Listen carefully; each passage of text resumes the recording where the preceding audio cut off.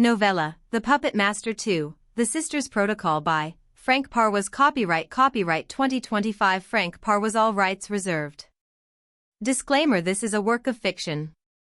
Names, characters, organizations, places, events, and incidents are either the product of the author's imagination or used fictitiously.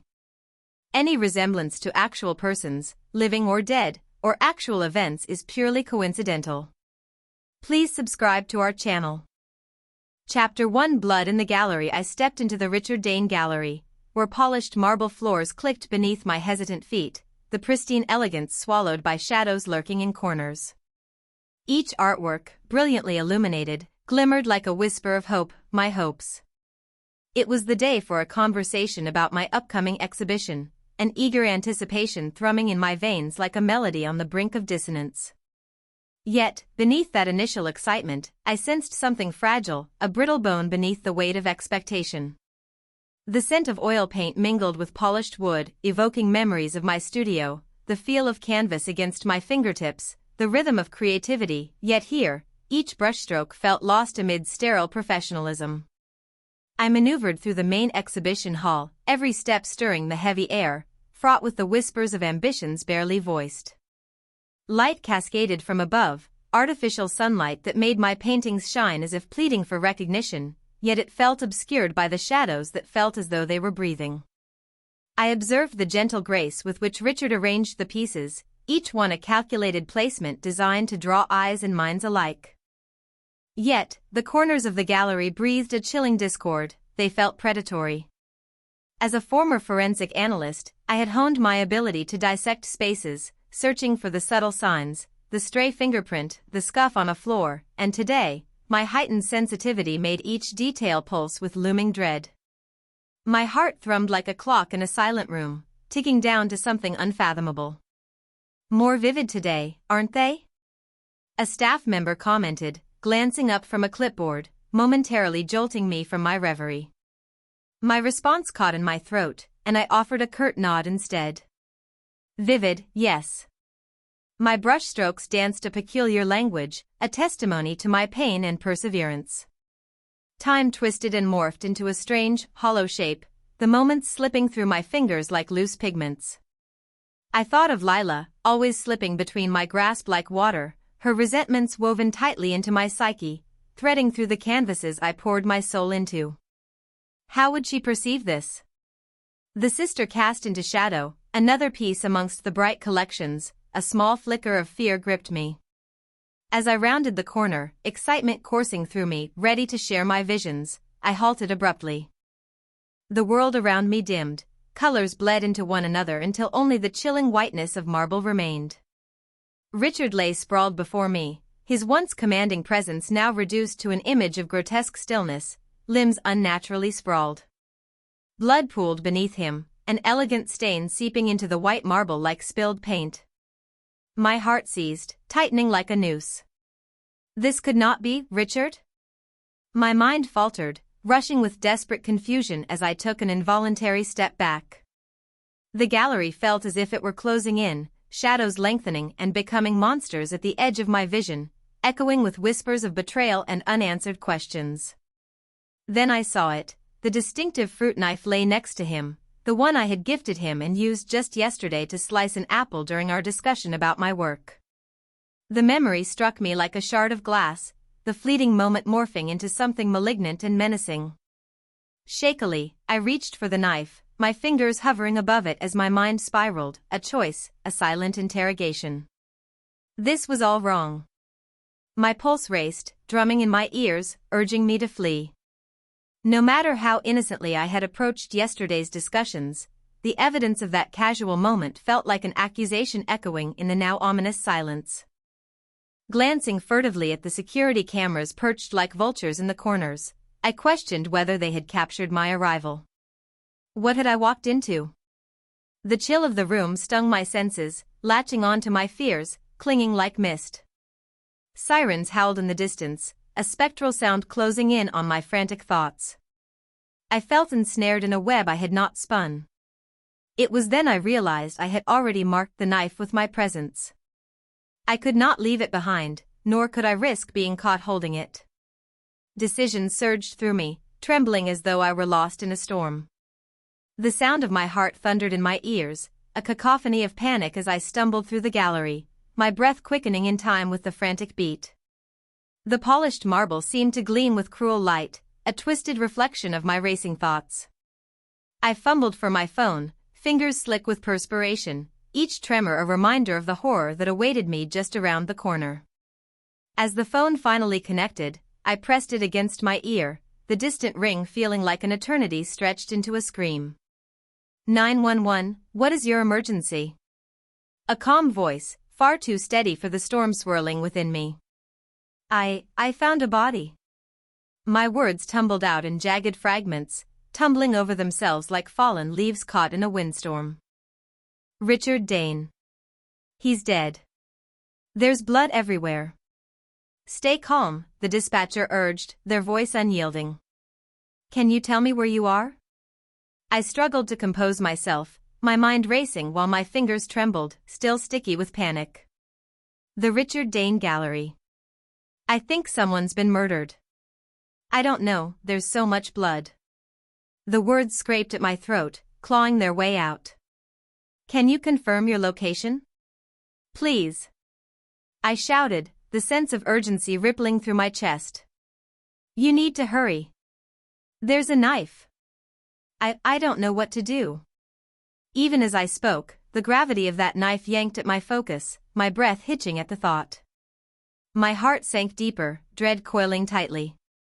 The blade glinted in my mind's eye, lying next to Richard's still form like a malevolent puppet waiting for its strings to be pulled. Stay on the line, the dispatcher instructed, their tone still unervingly composed. A stream of background noise seeped through the phone, mingling with my scattered thoughts, sirens in the distance, an otherworldly harmony that harmonized with the rhythm of my spiraling mind. The oppressive silence of the gallery began to envelop me again, suffocating. I could still see the shadows creep, inching forward, thickening around the memories of yesterday. The edge of the knife hovered just within reach of my memories, a tarnished token of guilt poised to condemn me. I moved closer, half-consciously, fingers trembling like they were drawn toward a flame. What was I thinking? I could not touch it, the knife was the one thing anchoring me to that dreadful scene. No doubt, my fingerprints were already tainted with a story I had not wanted to tell. It was far too late, there was no unringing that bell.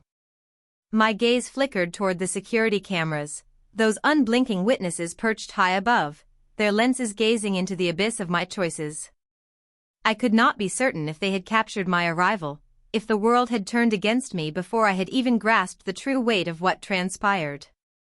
The thought of being a suspect gnawed at my insides, squirming like worms. I pictured Kyle's sharp eyes, always so observant, now judging me through the fog of twisted evidence. Miss? The dispatcher's voice broke through the fraying thread of my thoughts. Are you still there? I need you to stay calm. Please. I begged again, nearly choking on the weight of dread threatening to swallow me whole. Just as the sound of approaching sirens pierced the air like a dissonant chorus, my instincts kicked in. The dread turned primal. I bolted, wrenching open the gallery doors, the night swallowing me in a black void. The distant cries of the sirens morphed into the roaring rush of my own heartbeat, surging with fear and adrenaline, each footfall thudding against the hard surface of the city streets. Fleeing into the dark, the shadows hungrily reached for me, whispering secrets I wished to forget. They weren't only the shadows of the gallery, they were those of my past, lurking at the edges of my consciousness, each step a frantic denial that I was now ensnared in their web of deceit. As I reached my residence, I fumbled with the locks as I stepped inside my loft, securing each deadbolt with the urgency of a prisoner seeking refuge from the world. The city buzzed outside, a distant symphony of life, yet within these walls, I felt both sanctuary and captivity, trapped between the canvas of my dreams and the bloodied remnants of betrayal. Once a haven where I lost myself to the dance of paint on canvas, the loft now loomed around me like an oppressive guardian, each corner turned into a potential judge ready to deliver a sentence I did not deserve. I fought back the dread washing over me as I made my way through the sparse industrial space, the sunlight slipping through the high windows bathed in a glum tint. I hurried to the table where my police scanner lay dormant, twisting the dial with shaking fingers until the static crackled to life.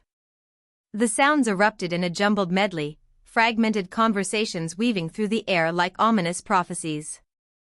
I jumped at every shift, every fleeting sound feeling like a witness of my growing terror, drawing me deeper into the chaos that surrounded me. This was my world, once ripe with color, but now it seemed muted and unwelcoming, shadows seeping into the vivid brushstrokes that had once felt alive under my touch. Each piece echoed the urgency of my spirit, now a haunting reminder of my darker influences. The gallery, Richard's body, and the cruel knife swirled behind my eyes, tainting every intention. Pacing through the open space, I felt the oppressive weight of silence creep around me, stealing breaths and moments. I glanced at the canvases lining the walls, my creations turned haunting faces in the dim light. Each one bore a piece of me, the obsessions, the solitude, the grief, and now, I felt suffocated under their scrutiny. How could my hands create something so beautiful when they were now branded with guilt? I inhaled sharply, searching for solace, but the art began to morph into accusations, the colors twisting into forms I could hardly bear to look at. It felt like being imprisoned by my own ingenuity, with each stroke reverberating back to Richard's lifeless body. Then the scanner flickered into clarity, a police officer's voice threaded through the static. Heart racing, I stopped, sinking into silence as their words painted an unsettling picture, details sketching the narrative that was unraveling all around me. Chatter buzzed with intent, dissecting each segment of a crime I felt somehow woven into, but no thread tied tighter than the sound of his voice. Detective Kyle Mercer. My reports indicate that Richard Dane was found dead at the Richard Dane Gallery earlier this evening. Evidence suggests foul play. Each word hit me with suffocating weight, driving deeper into my chest until I felt my heart falter. Then came the blow. The bitter truth slipped through the speakers, chill in his voice bringing forth a chilling familiarity that tightened around my throat.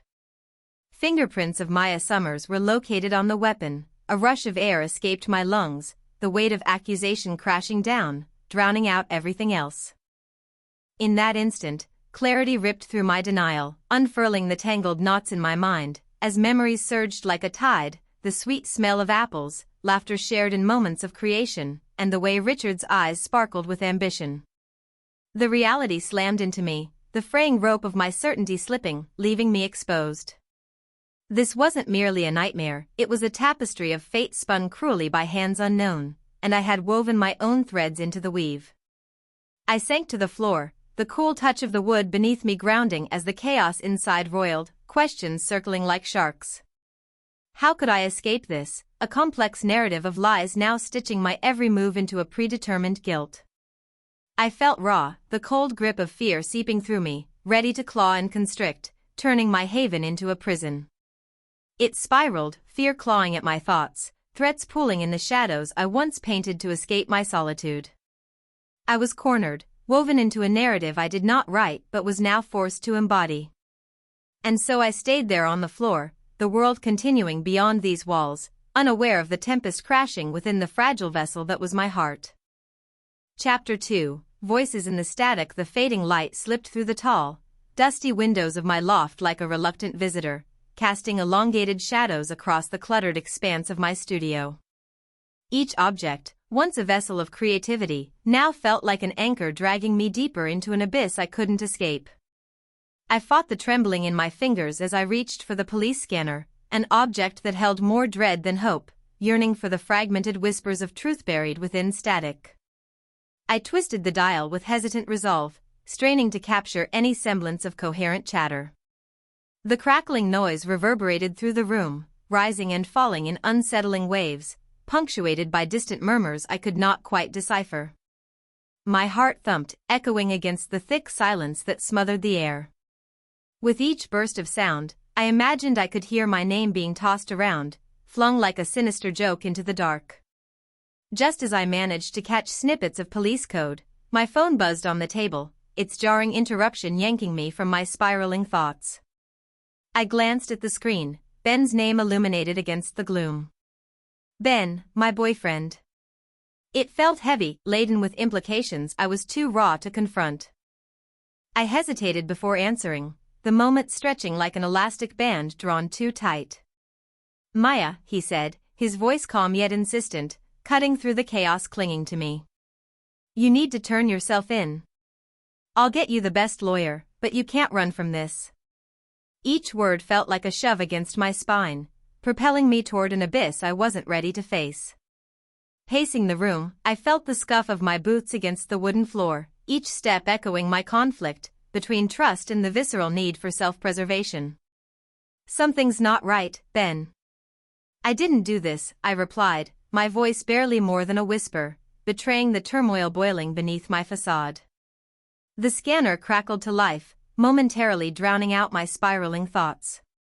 Then his voice cut through the static. "Detective Kyle Mercer, the ghost from my past, the embodiment of my spiraling chaos. Maya Summers is the prime suspect in the murder of Richard Dane. Her fingerprints were found on the weapon." A chill surged through me, freezing me mid-stride. My hand gripped the edge of the table as my knuckles blanched to bone, the implication of his words clawing at my sanity. I felt time crystallize in that moment, sharp and brittle like the finest glass, ready to shatter. How could this be happening? How could a fleeting moment in the gallery evolve into this monstrous nightmare? I blinked, the world around me narrowing to the sound of Kyle's dispassionate tone, each word landing like stones in my gut, dislodging memories from their fragile corners. The knife lay heavy in my mind, a twisted image forever seared against my consciousness. The haunting stillness of the gallery, the pool of blood glistening against the marble floor, echoed back to me, a dark testament to what had transpired. And yet, the more I listened, the more I began to understand. This was not just about the body, it was about betrayal, manipulation, a facade of trust that had crumbled before me. The conversation with Ben faded into a ghostly murmur, my focus sharpening on the scanner, where Kyle's voice continued. "Evidence suggests foul play," he recited details with clinical detachment, meticulously dissecting the strands of a web woven around me, a web in which I had unwittingly ensnared myself. I felt hunted, but it ignited something in me, a flicker of resolve amid the encroaching shadows. I inhaled deeply, the oppressive air feeling heavier with each breath, thick with the weight of consequences. The walls felt closer, each one a confessional demanding my sins, the past I thought I had escaped now reaching out to claim me. "I'll find the truth myself," I murmured, the whisper a thread of defiance against the spiraling dread coiling around my heart. For now, that flicker of defiance had to be enough. As darkness blanketed the city outside, the world beyond my loft's walls continued, oblivious to my plight. Yet within these dim confines, I resolved to unravel the strands of this twisted narrative before they became my demise. As the last remnants of daylight vanished, the shadows in my loft twisted and deepened, coiling around me like a suffocating blanket. I leaned against the cold, hard wall, the familiar sensation grounding me even as my mind raced through the disarray of thoughts and fears, the darkness outside a mirror to the turmoil swirling within. The city, with its vibrant chaos, faded into silence, leaving only the static hum of the police scanner flickering in the oppressive gloom. It cast a weak glow against the walls, the faint light illuminating remnants of a creativity that now felt tainted. Sitting on the floor, my back pressed against the wall, I inhaled slowly, willing the chaos in my mind to quiet, if only for a moment. Shadows stretched and danced around me, while my thoughts ebbed and flowed like tides. The memories of the gallery, of Richard lying on the marble floor with the knife beside him, clawed at my conscience like desperate fingers grasping for clarity. I closed my eyes, willing them to conjure an image, anything beyond that single, gruesome tableau, yet found only the echoes of yesterday, the laughter, the joy, now draped in a heavy shroud of tragedy. The police scanner crackled to life again, jolting me from my spiraling thoughts. Each burst of noise pulled me deeper into the chilling world outside my door, full of twisted truths and mounting accusations. Yet I remained, a spectator in this drama of deceit, hovering between what I knew and what I feared. As fragments of police chatter slithered through the static, I forced myself to focus, using the rhythm of those clipped voices to piece together the investigation threatening to ensnare me. Each fragment of conversation morphed into a detail I scrutinized, wielding my forensic training like a weapon against the rising tide of panic. The way the knife was positioned, its gleam against the floor, its presence at once innocent and malevolent, echoed through my mind, leaving lingering questions in its wake. How had I found myself at this terrible nexus, where passion for creation clashed with the darkness of betrayal? My phone buzzed again, vibrating insistently against the wood, another call from Ben that I chose to ignore. I couldn't afford distractions. I needed to harness the clarity that was often buried beneath layers of chaos and uncertainty. Letting his voice weave through the static only muddied the waters, smudging the clarity I fought so hard to achieve. But the dark weight of his concern pressed on me, urging me to make a choice, to step into the light of truth or sink deeper into shadow. I shut my eyes tighter, willing the static to drown out the sirens of anxiety whispering across my consciousness. If I could just pull myself together, if I could hold on to the scattered threads of my past and weave them into something coherent, I might yet carve out my innocence from the jaws of despair. The scanner's low static shifted into Kyle's voice again, dissecting the evidence against me, detailing his unrelenting grasp on my life.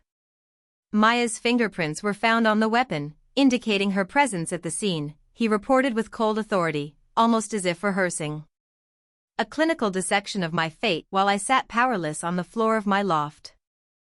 Anger surged through me, an old, familiar fire igniting against the backdrop of my fear. "You're hiding something, Kyle." Every meticulous word punctured my resolve, yet I channeled that fury inward, sifting through it like ashes from a dying fire, searching for the embers I could stoke back to life. The narratives of our past came crashing back, his dogged determination to outsmart the system, his desire to be the center of attention. Each reflection grew murkier as it washed against my fragile psyche. Who was he, really? Did he care for me, or was I just another case, another notch on his perfect record? I grabbed a notebook from my work table, fingers trembling as I scribbled down notes, my handwriting jagged and hurried, reflecting the frenzy of my thoughts. I noted every detail I could remember, the layout of the gallery, the whispers of conversation that felt eternal now but were in fact mere moments. Each stroke of the pen was both an anchor and a lifeline, tethering me to my sanity as the walls around me seemed to close in. As the night grew thicker, heavy and unyielding, I felt that dark oppression weigh upon my chest like a shroud, relentless in its grip. I glanced nervously at the locked door, a prison now solidified by the fear of what lay beyond. I was a fugitive within my own sanctuary, clawing at the truth that seemed as elusive as the fading daylight, yet refusing to relent. I was not going to prison for this. I had become a harbinger of my own fate, and I wouldn't let it claim me without a fight. Thoughts coalesced into an iron-willed determination. I could navigate the storm, but I had to seize the narrative first. I could not afford to be swept along by currents of deception. I would lead the charge, armed with my knowledge and the weight of my past, unraveling the conspiracy with each step. The decision crystallized within me like a pearl forming through layers of grit. A sense of purpose surged, burning bright against the creeping darkness. Tonight, I would unearth the truth hidden beneath the shadows, starting with the memory of a moment that had forever altered my path. I would find Richard's secrets, the schemes lurking behind the veil of polished society, and I would be the one to expose the intricate threads of deceit binding us all. With each breath, I grew more resolute, ready to reclaim my narrative, to rewrite the ending written for me by others.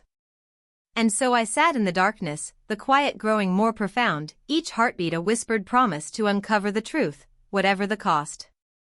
Chapter 3, Ghost in the Reflection. As I approached the Richard Dane Gallery, the night hung heavy with anticipation and dread, the shadows pooling in the corners as though whispering secrets I could scarcely comprehend. Dressed in black, gloves snug on my hands, I carried a small backpack of tools, my lifeline and my burden, as I navigated the familiar threshold marred by police tape and unanswered questions. The air tasted of cold metal, and the distance of the city beyond felt like a long-lost memory. The gallery loomed before me, its polished facade now a mausoleum housing memories I couldn't escape. I bypassed the police barriers with quiet trepidation, instinctively checking the darkness around me as if eyes lay hidden, watching my every move. Each cautious step drew me nearer to the heart of the mystery, a pulse beating at my center that thudded against the silence, rhythmically drawing me in. I glanced over my shoulder, safety first, even in solitude, before focusing on the heavy door. My fingers brushed the cold handle, testing for resistance.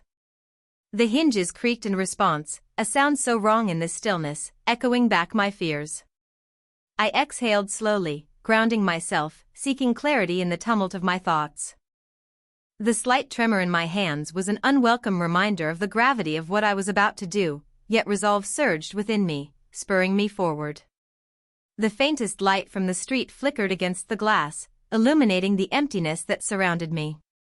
The urgency of my task anchored me, and I reached for my electronic device, sleek and unassuming, a tool designed to orchestrate control in a world that felt otherwise chaotic. My heart thrummed in sync with the muted silence as I powered it on, the glow washing over my face, a small solace amid creeping shadows. With steady breaths, I tested the motion sensors, tracing the thin lines of detection, feeling the frisson of potential as I circumvented the obstacles. The once familiar paths felt like an alien landscape cloaked in danger, each movement an exploration of territory I now claimed as my own. The cool surfaces yielded no secrets, but the faint hum of technology tickled my nerves, signs of life before the tragedy shattered it all. As I settled in front of the main entry panel, I studied the arrangement, wires, circuits, and the insistent heartbeat of a security system ready to thwart intruders like me. With nimble fingers, I connected my device, working in an orchestrated rhythm, tapping the keypad with the precision honed from years of analysis. The keypad responded, each keystroke feeling like a drumroll, crescendoing into the tense silence that enveloped me. Just as I approached the final step, I froze, the realization that this moment hung like a precipice between safety and the unknown. Anxiety threatened to shatter my focus, but I clamped down on it, breathing slow and deliberate, syncing my heartbeat to the breath of the gallery. Finally, the screen flickered, the alarm disarmed, the muted beeping replaced with a chilling quiet that hung heavily in the air. It felt surreal, like stepping into a dream or a nightmare, perhaps. The door creaked open, a threshold between the mundane world outside and the unshackled darkness within. I stepped across the boundary, allowing my senses to stretch and unfurl into the gallery, every instinct on high alert. The echo of my footsteps punctuated the silence, the marble floor cold beneath me as I ventured deeper, each step layering an intensity onto my already churning thoughts. Richard's office lay ahead, the space cordoned off with police tape, a cruel reminder of his lifeless body and the imminent danger of my own involvement. The shadows flickered across the walls, weaving disjointed stories of tragedy and treachery as I swept the room, aware of every corner hiding secrets. Navigating further into the gallery, I continued to scan for cameras, for the unblinking eyes that had captured my every moment, the moment I arrived, the moment I fled. I could not allow that evidence to stand against me. This was my only chance to gather my own. In that weighty stillness, the walls closed in, a silent audience to my careful navigation as I proceeded towards the security room. I could almost feel Richard's presence, suffocating yet demanding, the imprint of his ambition and greed shaping the very air around me. Each breath stilled in my throat, laced with foreboding, yet the thrill of discovery flickered just beneath the surface, igniting something fierce in my chest. And there it was, my destination looming ahead, the door to the security room. I paused, the knowledge of what lay within both comforting and unsettling. Steeling my nerves, I twisted the handle, stepping inside alone with the shadows, the memories, and the unraveling secrets of the night that changed everything. The security room was a silent witness to my frenzied thoughts, the walls stark and bare, a chamber of cold metal and flickering screens that echoed with the hum of machinery. I felt suspended in this space, caught between the urgency of my task and the haunting memories clawing at the periphery of my mind, memories that threatened to bubble up just as I tapped into the heart of the security system that now belonged to me. With a practiced ease, I approached the main terminal, the glow from the screen spilling light against my focused face as I connected my laptop, fingers flying across the keys, a blur of movement as I navigated the labyrinth of data. Each keystroke pulsed with intensity, a countdown to clarity amid a storm of chaotic emotions. I held my breath, the rhythm of the gallery breathing through the fluorescent lighting, matching the frantic cadence of my heartbeat. The screen hummed to life, presenting a series of disjointed video clips, CCTV footage that resembled a broken promise, static-filled and glitching, the view shifting like fractured reflections in a cracked mirror.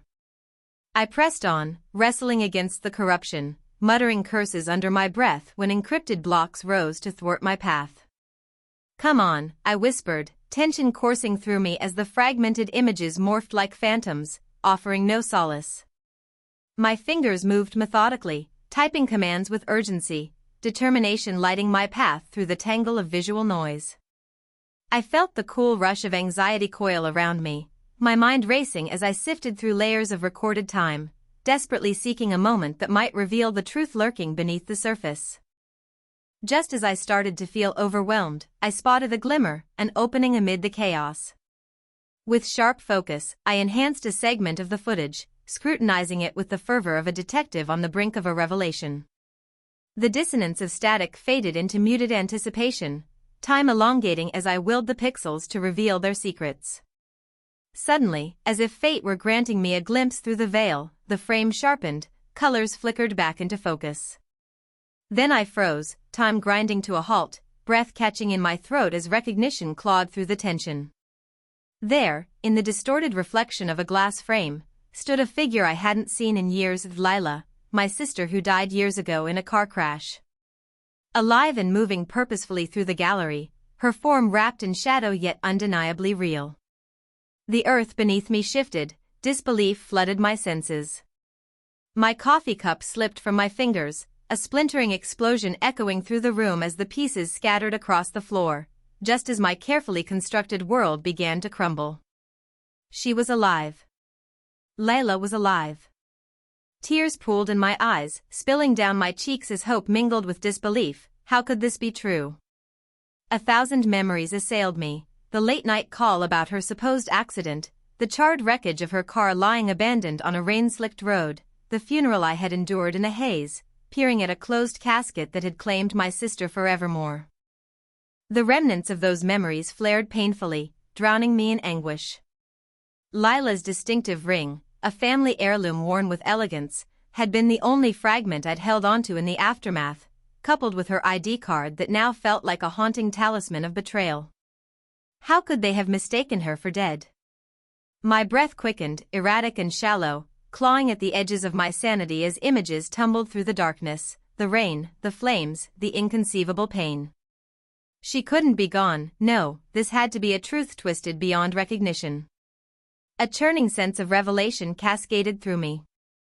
All the grief I had channeled into my art, the isolated years fueled by loss and regret, had been drenched in a bitterness born of misunderstanding. Lila's death had transformed me from a forensic analyst into a reclusive artist, her memory dancing across each canvas that now hung like anchors in the space, tugging me back with their ghosts. As reality shattered around me, I hastily downloaded the footage onto a flash drive, shaking hands guiding me as I wrestled with the implications, the knowledge that the truth was buried just beneath the surface, waiting for me to unearth it. "You're alive," I whispered into the stillness, tears streaming down my cheeks like torrents of pent-up emotion, releasing the weight I had carried for so long. But then the world intruded again. The sharp crackle of a security guard's radio echoed from the front entrance, a herald of impending danger rushing toward me. Panic flooded my veins, igniting a primal survival instinct as I quickly disconnected my equipment, the digital promise of evidence slipping from my grasp. My heart raced, pounding against my ribs as I maneuvered to slip through a service exit, clinging desperately to the truth I had unearthed, the evidence that would upend everything I had thought I knew. As I slipped out through the service exit, adrenaline surged through my veins, propelling me into the night air that kissed my cheeks like a distant whisper of freedom, yet it could never shake the weight of disbelief nestled in my chest. The gallery faded behind me, its shadows a looming reminder of the truth I had unearthed, the image of Lila flickering in my mind like a strobe light against the darkness of my past. The world around me blurred as memories spiraled, drowning my senses in a rush. I heard that phone call echo in my ears, a distant voice reaching through the fog of disbelief and despair. Maya. There's been an accident.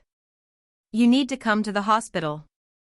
The disorientation swelled within me like a rising tide, lapping at my consciousness with waves of helplessness, relentless in its pursuit of clarity. I remembered arriving at the hospital, the sterile smell clawing at the edges of my mind. Rain fell in torrents outside, blurring the lines between reality and nightmare, the chaos mirroring the storm brewing in my heart. Each raindrop felt like a shard of glass, sharp and cutting as I entered the realm of uncertainty, where hope flickered like a dying candle. They showed me a photo, the charred remains of her car, twisted and torn like a terrible, tragic sculpture, flames licking at the sides as if trying to erase every trace of her existence. The scene replayed like a film loop stuck on a frame that would never change. Police tape fluttered in the wind, stark against the soot and ash, the markings serving as reminders that life could fracture in an instant. A deep ache radiated through me as I stood there, frozen, my hands curling into fists, nails biting into palms, trying to grapple with the finality of death, the dark shroud that had claimed my sister before my eyes. Days later, they buried her in a closed casket. I can still recall the whispers swirling around the cemetery, fragile voices bearing testimony to a life lost too soon. The weight of their pity bore down on me, each word a reminder of the absence in my chest. I couldn't bring myself to confront that coffin, couldn't bear the thought that it contained a shell of who she once was, the vibrant spark that had always outshone the shadows cast by our rivalry. Only her distinctive ring remained, a piece of jewelry that had been the hallmark of her presence, accompanied by the ID card, those cruel symbols of her identity crumpled and discarded in a whirlwind of tragedy. It haunted me, that ring, adorned with intricate carvings and imbued with memories, a tangible connection to the sister I had believed was forever lost, only to be blindsided now by the impossible. Lila's death had forged my path in a way I never could have foreseen. The trauma shifted my trajectory, morphing me from a forensic analyst eager to uncover the truth into a recluse. My sorrow channeled into artistry, a salve for wounds I never knew could fester so deeply. Each stroke of my brush became a battle cry against grief, an expression laden with loss, all while hiding the ache beneath layers of color and shadow, a secret reflected in every piece I created. My emotions spiraled, raw and unrelenting as I moved deeper into the heart of uncertainty, teetering between disbelief and the urge to grasp onto hope. But it was no longer just about my anguish, it was about Lila, alive and tangled within the darkness of this unsolved enigma. I could not ignore the evidence I held, nor could I dismiss the implications that charged through my mind like wildfire.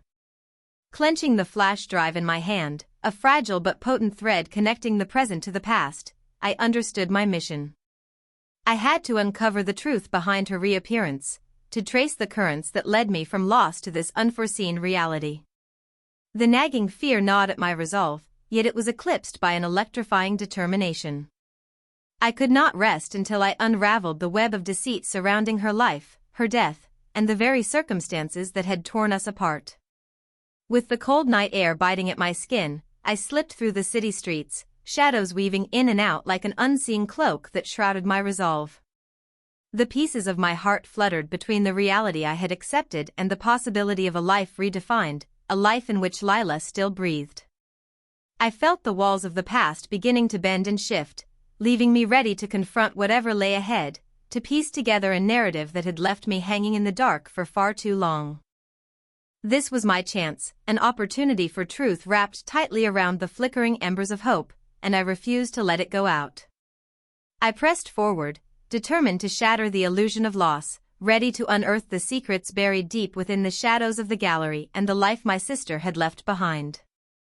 Chapter 4. Fire and Fraud. As I stepped through the austere glass doors of the county coroner's office, a chill coursed through me, wrapping around my spine like a serpent ready to strike.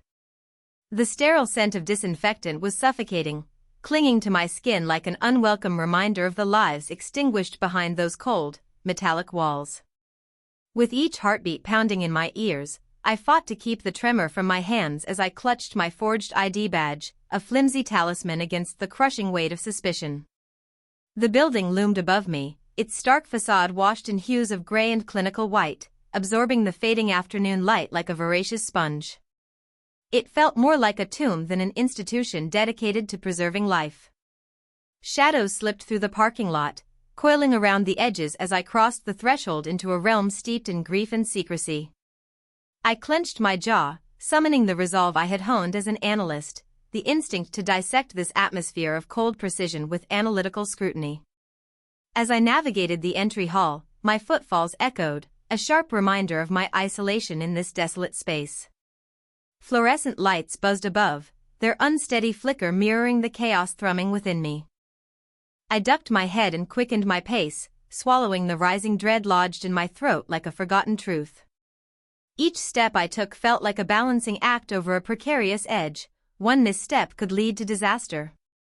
I glanced at my reflection in the polished glass. Dark circles framed my eyes, shadows of sleepless nights spent wrestling with unanswered questions.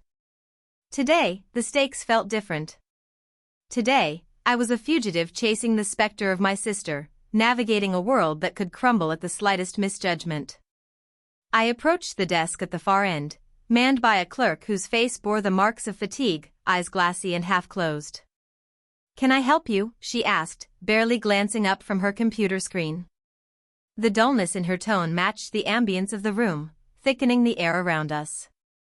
I placed the badge on the counter, my heart racing as I fought to maintain composure. "Maya Summers. I have an appointment regarding case number 021-2022. I need access to the records."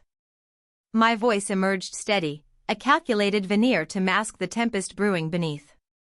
The clerk scrutinized the badge, her brow furrowing in a mix of disinterest and annoyance. I held my breath, feeling the seconds stretch taut like a bowstring. Then she shrugged, waving me through with a flick of her wrist, allowing access with the dismissive ease of someone entrenched in a routine. My stomach churned. This moment had both felt trivial and monumental. I stepped into the sterile hallways that branched out from the office, metal cabinets lining the walls, guardians of stories wrapped in grief. I moved with purpose, a practiced air cloaking my movements as I wound deeper into the labyrinth. Memories of my training flickered through my mind like fragmented echoes, the meticulous search for evidence that lay beneath the surface, hidden from ordinary scrutiny. Here, amidst the Hall of Lost Souls, I was armed with purpose, but every flickering light cast shadows that threatened to consume me. Reaching the records room, I paused, pressing my ear against the door, listening for sounds of life, a rustle, a shift, anything that would betray my presence. The world outside melted away, a mere hum against the static of my thoughts. My hands shook, betraying my anticipation. Stepping inside, I was greeted by the overwhelming scent of aged paper and metal, a repository of forgotten truths. Metal filing cabinets stood sentinel in the room, their cold surfaces gleaming beneath the buzzing fluorescent lights. Each drawer beckoned with potential revelations, but the weight of my quest pressed heavily on my chest. I opened the first drawer, glancing at the jumble of documents. My heart raced, thudding wildly as I rifled through the contents, searching for anything that would lead me to the answers I craved. It felt like an eternity, each moment stretching into the next as my hands brushed against reports, photographs, and forms that could unlock the truth behind Lila's death. Doubt gnawed at my resolve. What if I found nothing? What if my desperation only led me deeper into the web of deception woven around my sister's fate? Finally, in the dim light of the cramped room, my fingers landed on a manila folder labeled with Lila's name. My breath caught, a desperate gasp escaping my lips. I pulled the folder from the drawer, reverently clutching it to my chest as I sank onto the creaking wooden chair in the corner. The room faded around me, the air grew heavy with anticipation, stifling my resolve. Flipping it open, I skimmed the documents inside, each page a testament to the life claimed too soon. But the further I read, the more my pulse quickened with dread. This was more than just a report, it was an account laden with haunting inconsistencies and unsettling truths. I could feel the weight of Lila's loss pressing down on me, a reminder of the void that had shaped my existence since that fateful day. As I scanned the initial details, I gripped the edge of the table, the cold metal biting into my palms. Lila's body had been identified solely by a silver ring and ID card recovered from the wreckage, a ring that I had given her for her 25th birthday. That tiny emblem of our connection held an inexplicable weight, an anchor now intertwined with the murky waters of grief. My fingers trembled as I turned the pages, dread twisting my gut tighter with each line I read. They hadn't even performed a DNA confirmation. That simple step, standard protocol for severely damaged remains, had been omitted. The further I delved into the report, the more my mind churned. The documentation detailed the state of the body, described as unidentifiable due to extensive thermal damage. Yet, it was still processed as Lila without proper verification. Those phrases loomed in my consciousness, red flags flaring from my forensic training. How could this have happened? Fingers shaking, I pulled out my phone, snapping photos of the pages before me, each frame capturing pieces of my sister's twisted narrative. Each flash felt like a revelation, but also a weight that threatened to break me beneath its intensity. I was both detective and grieving sister, fraying at the edges as I listened intently for footsteps approaching down the hollow corridor. Flashes of memories bombarded me, threatening to derail my focus, Lila's funeral flickering across my mind like the remnants of a ghost I could hardly recall. The closed casket, the unbearable finality of that moment as the world swirled in shades of gray, pushing me toward the precipice of despair. I remembered the suffocating air of that place, heavy with the whispering condolences of people who had scarcely known her, voices wrapped in pity that stung worse than the truth I could not face. The officials had insisted the casket remain sealed, an echo that haunted me now. What had they hidden within that wooden tomb? I snapped another photo, urgency mounting within me as I wrestled against the tide of emotions threatening to overwhelm me.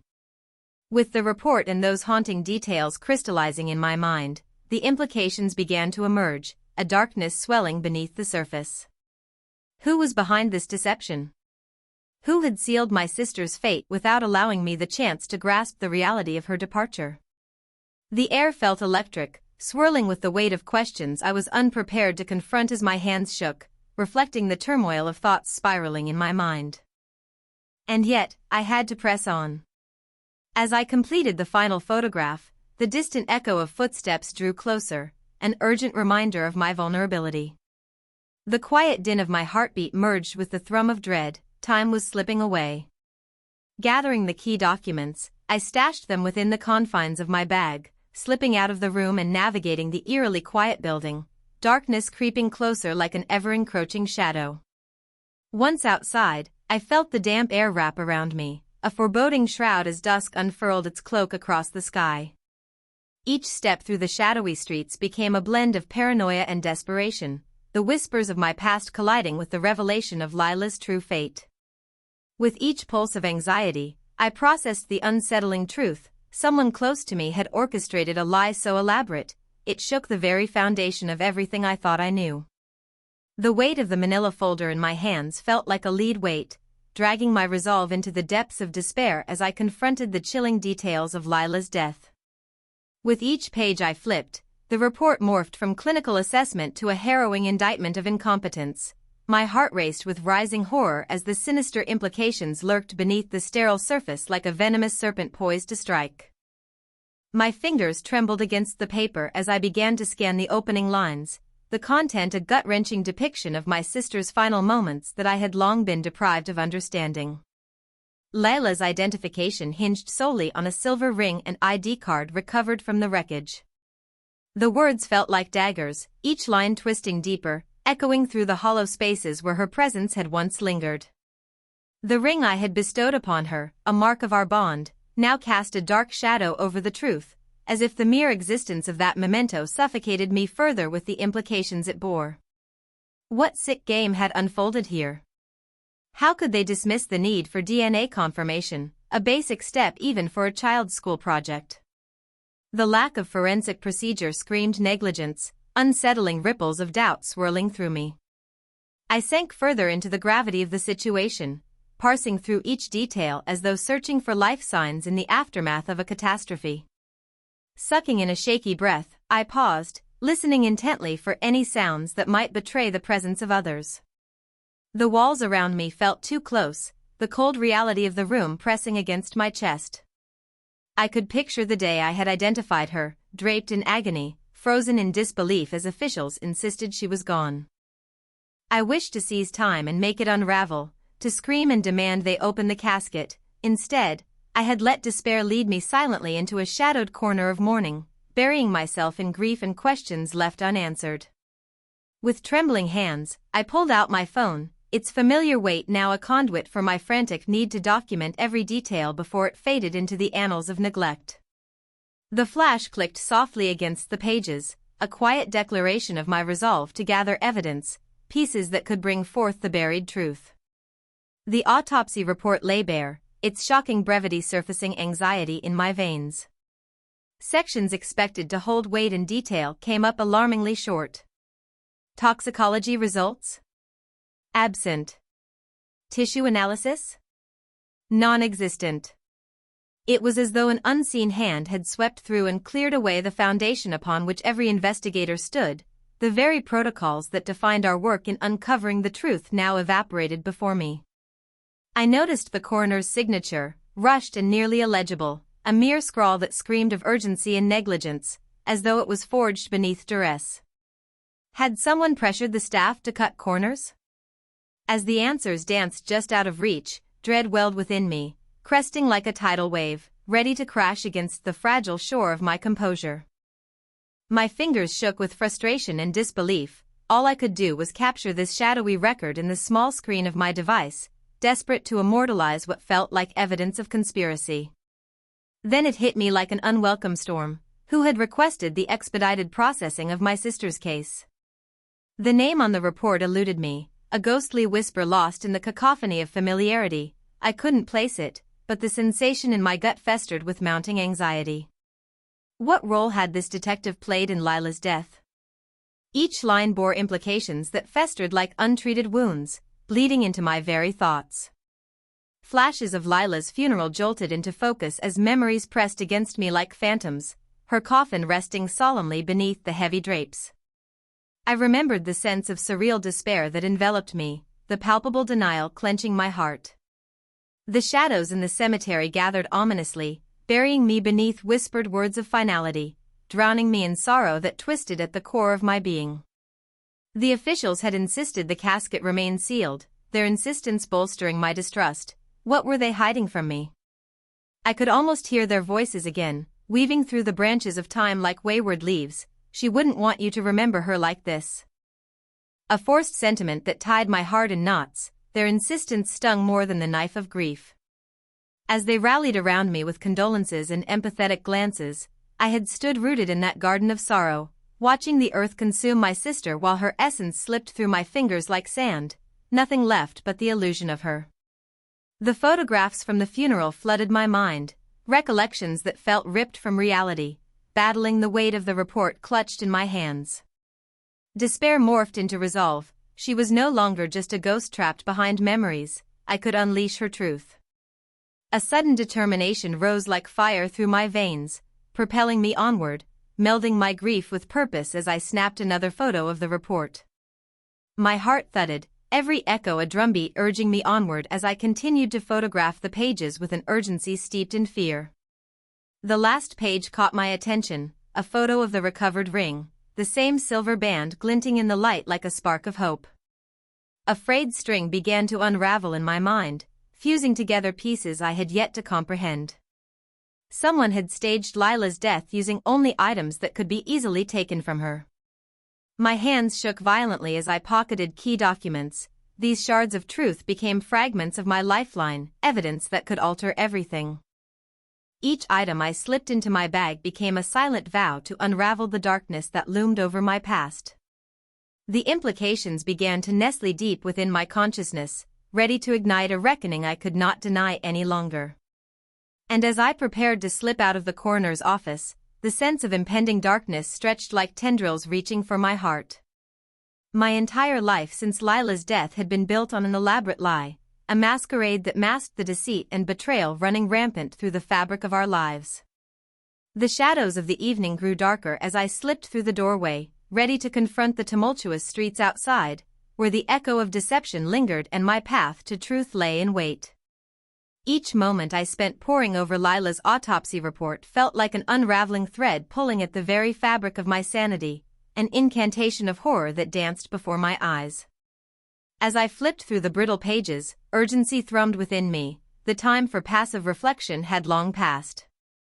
I was on the cusp of discovering truths too heavy for the light of day, but knowledge was the only weapon I could wield against the tide of deceit that had buried my sister so cruelly. The inconsistencies unfolded like a grotesque ballet, each misstep a grim reminder of how little value they had placed on my sister's life. As I peered closely at the autopsy report, dread curled around my heart, squeezing tight as I noticed additional brief segments, each omission compounding the horror that rose within me. Why were there no toxicology results? Why was this signature so hastily scrawled? The document felt like an unfinished canvas, tainted by an artist's indifference. I turned the page with trembling fingers, anxiety prickling the back of my neck as if the walls themselves whispered doubts. It was apparent, someone had actively chosen to cut corners, weaving negligence into the very marrow of Lila's investigation. This was not just incompetence, it reeked of conspiracy, the kind I had learned to see in the shadows of crime scenes. A single note caught my eye, scrawled hastily on the last page. This case was expedited at the request of Detective Sloane Whitmore. My breath hitched, the name resonating like a distant echo tugging at the depths of my memory. Sloane. She was someone I had known, a face I once admired in the world of crime-solving, until life had pulled us apart, like so many other relationships twisted in the aftermath of loss. Realization crashed over me like a cold wave, washing away my composure. Why would Sloane request Lila's case be expedited? Was it out of concern, or was it a calculated move to bury the truth deep within the folds of bureaucracy? My heart raced, pounding in a furious tempo against my ribs, as I grasped the reality of the connections forming like a spider's web before me. Fear surged, spreading cold tendrils through my body as I considered the possibilities. Had she been involved in orchestrating Lila's death? Compelled by dread and urgency, I studied the contents of the file with a newfound intensity, seeking further answers to the abyss that surrounded me. The pages trembled as my hands shook violently, revealing a depth of emotion I had yet to fully grasp. As I examined the photo of the recovered ring, it pierced through the clutter of doubt surrounding me, drawing me into a whirlwind of memories entwined with grief. There it was, the distinctive silver band with the emerald stone I had given Lila on her birthday, a piece of our history that had become forever intertwined with this tragedy. I remembered the sunlight catching its facets, the way her eyes sparkled as she slipped it on, a promise of sisterhood caught between the clutches of fate. In that moment, the emotional burden intensified, drowning me in nostalgia and sorrow, even as anger surged with a violent pulse. I sank back into the chair, the world around me dimming, battling the urge to scream. It was no coincidence that her identification had rested solely on this ring and that ID card. Someone had expertly staged Lila's death, using only her most intimate possessions, each item serving to shield their nefarious plot. Tears pricked the corners of my eyes, hot and raw, my grief now tangled with the surging need for revenge and resolution. With resolve knitting tightly around my heart, I gathered the key documents in haste. Every moment spent in the suffocating room thickened the air, becoming a prison that weighed heavily upon me. This truth felt like a ticking time bomb, one that could unravel at any moment someone could find me and shatter my fragile veil of anonymity. Drawing in a steadying breath, I prepared to slip the report into my bag. The critical evidence pressed against my ribs like a secret heartbeat, compelling me to act. The shadows around me lurked with menace, mounting in the growing dusk beyond the barred windows, a fading sanctuary now haunted by uncertainty. As I stepped away from the desk, my pulse quickened, each footfall echoed my mounting paranoia, making the solitude of the hallway feel thicker with tension. I glanced over my shoulder, dread creeping up my spine, a shiver ran through me, like an icy finger tracing its path. The air felt charged, electric with possibility, the sense of eyes lingering on my back as I navigated the corridor. Dread consumed me, morphing into urgency as I reached for the exit, casting fleeting glances back as though the shadows sought to swallow me whole. Each time I pressed against the door, I imagined Lila, her laughter drowned beneath layers of silence, an echo bouncing in the recesses of my mind. The chase would lead me to her truth, no matter the cost. The night air welcomed me like an old friend as I stepped into the looming darkness. My heart thundered as I plunged into the streets, terror winding through me like an uncontrollable fire as realization took hold. My life since Lila's death had been a carefully spun lie, veiled under the layers of grief and art, and I was the one to unravel it all. I breathed deeply, willing myself to summon the courage to forge a new path, to confront the demons lurking within my past and reveal the truths buried beneath the weight of the world. With every step, I reclaimed my power, drawing strength from Lila's memory as shadows twisted around me, ready to collide with the truth. Chapter 5. The Buyer's Lie. As I returned to the Richard Dane Gallery, the night cloaked the city in shadows, twisting reality into something unrecognizable, a liminal space where past horrors whispered through darkened streets. My heart raced, a frantic beat beneath the surface as I approached the gallery, each step echoing the dread pooling in my chest like ink on a fresh canvas. The gleaming facade seemed to shudder beneath the weight of its own elegance, the polished stone surfaces too immaculate against the horror that had played out within. I drew in a steadying breath, allowing the cold air to seep into my lungs, invigorating yet filled with the metallic tang of trepidation. Beneath the thick cloak of darkness, the vibrant life of the city thrummed on, oblivious to the ghosts tethered within the gallery's walls. Bending low, I made my way around the exterior, past the patch of blue light spilling from a street lamp, careful to remain invisible. The police tape fluttered lightly in the wind, remnants of a storm long since calmed, reminding me that something deadly lay just beyond.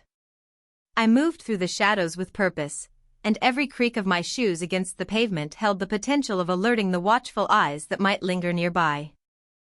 Each corner of the gallery felt drenched in expectation. My body tingled with familiarity, though the current flow of time felt out of sync.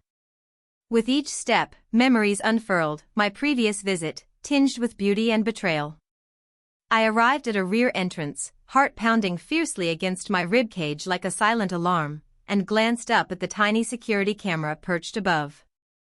A moment's hesitation washed over me, recalling the questions that had bloomed since Richard's lifeless form became etched in my mind.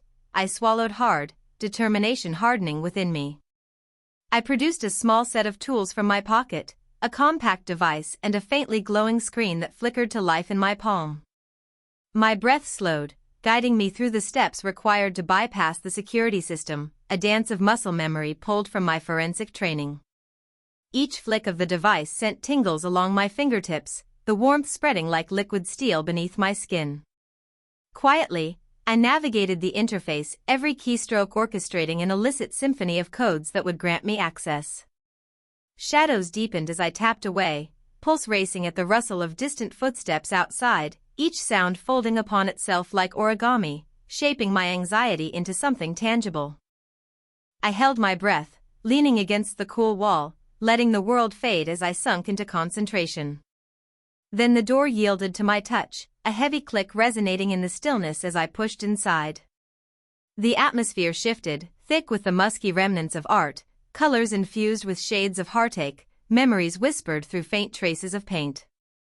Richard's office lay before me, a mixture of opulence and turmoil that simmered beneath the surface. His desk stood central in the room, a vast expanse of mahogany now cracked with shadows. Even in the dim light, it felt alive with quiet authority. A glint caught my eye, expensive art catalogs haphazardly strewn, the polished surfaces of a few choice pieces reflecting ghosts of their creators. The sterile glow from the security system bathed everything in an eerie clarity. I felt the encroaching weight of this place, so suffocated by the residue of what had transpired. My senses sharpened, alert to the shapes and textures of my surroundings. As I moved further into the space, I noted the interplay of light and shadow playing off the glass windows, the stark contrast fueling my artistic eye. With each corner I explored, I took note of Richard's artwork, his harsh brilliance that would be praised under other circumstances. I couldn't ignore the unease that swirled within me, My sister's memory lay shadowed against this darkness, unspoken yet haunting. A small workstation caught my gaze, and instinct propelled me forward. I set my equipment on his desk, a flash drive, a portable hard drive, and a tablet, each component bearing silent witness to my intrusion. I slipped on gloves, the latex cool against my skin, concealing my fingerprints, each deliberate motion igniting a smoldering fire of rage in my gut. There was no more time for hesitation. Answers lay trapped beneath layers of secrets. I connected my laptop to Richard's computer, fingers moving deftly yet unevenly as I anticipated what I might uncover.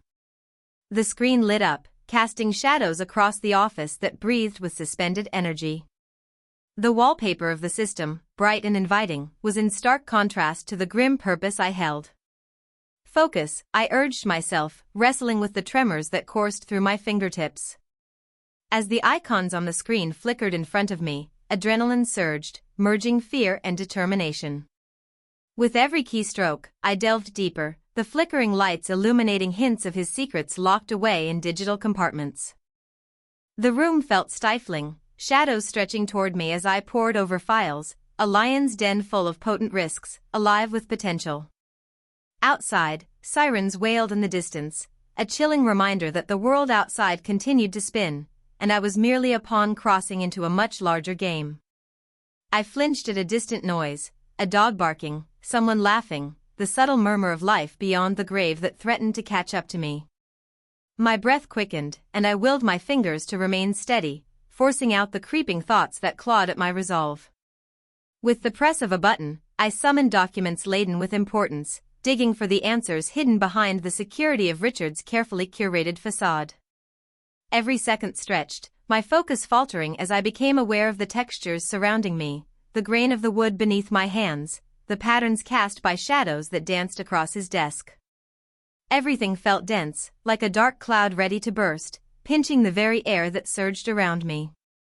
Then, in that suffocating atmosphere, I leaned closer, hands trembling as I hacked deeper into the contents of Richard's device, keenly aware that at any moment, the calm stillness of this place could erupt with chaos. As I navigated the labyrinth of Richard's digital life, fingers trembling across the keyboard, shadows coiled tighter around me, sealing off the outside world. The sterile glow of the monitor pulsed softly in the dimness, each flicker a heartbeat urging me deeper into the secrets that lay hidden beneath layers of deception. There, buried within folders like ghosts in a cemetery, was the potential to unearth the betrayal that gnawed at my insides, sharp and unrelenting.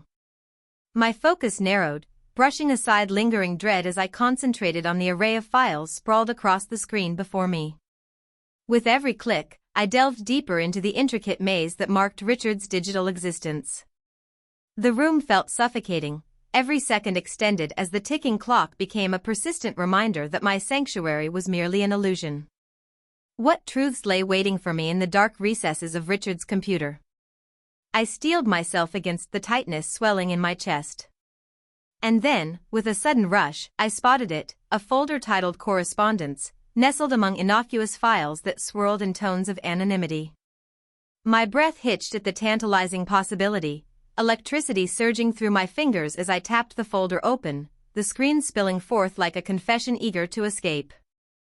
A small thrill coursed through my veins. The danger was a thrilling note in an otherwise dissonant symphony of fear.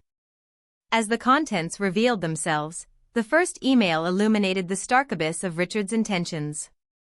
I leaned closer, reading the carefully crafted messages exchanged between Richard and Damien Cole, the art dealer I'd barely registered until now, a name that flickered at the edges of my consciousness like a moth drawn toward flame.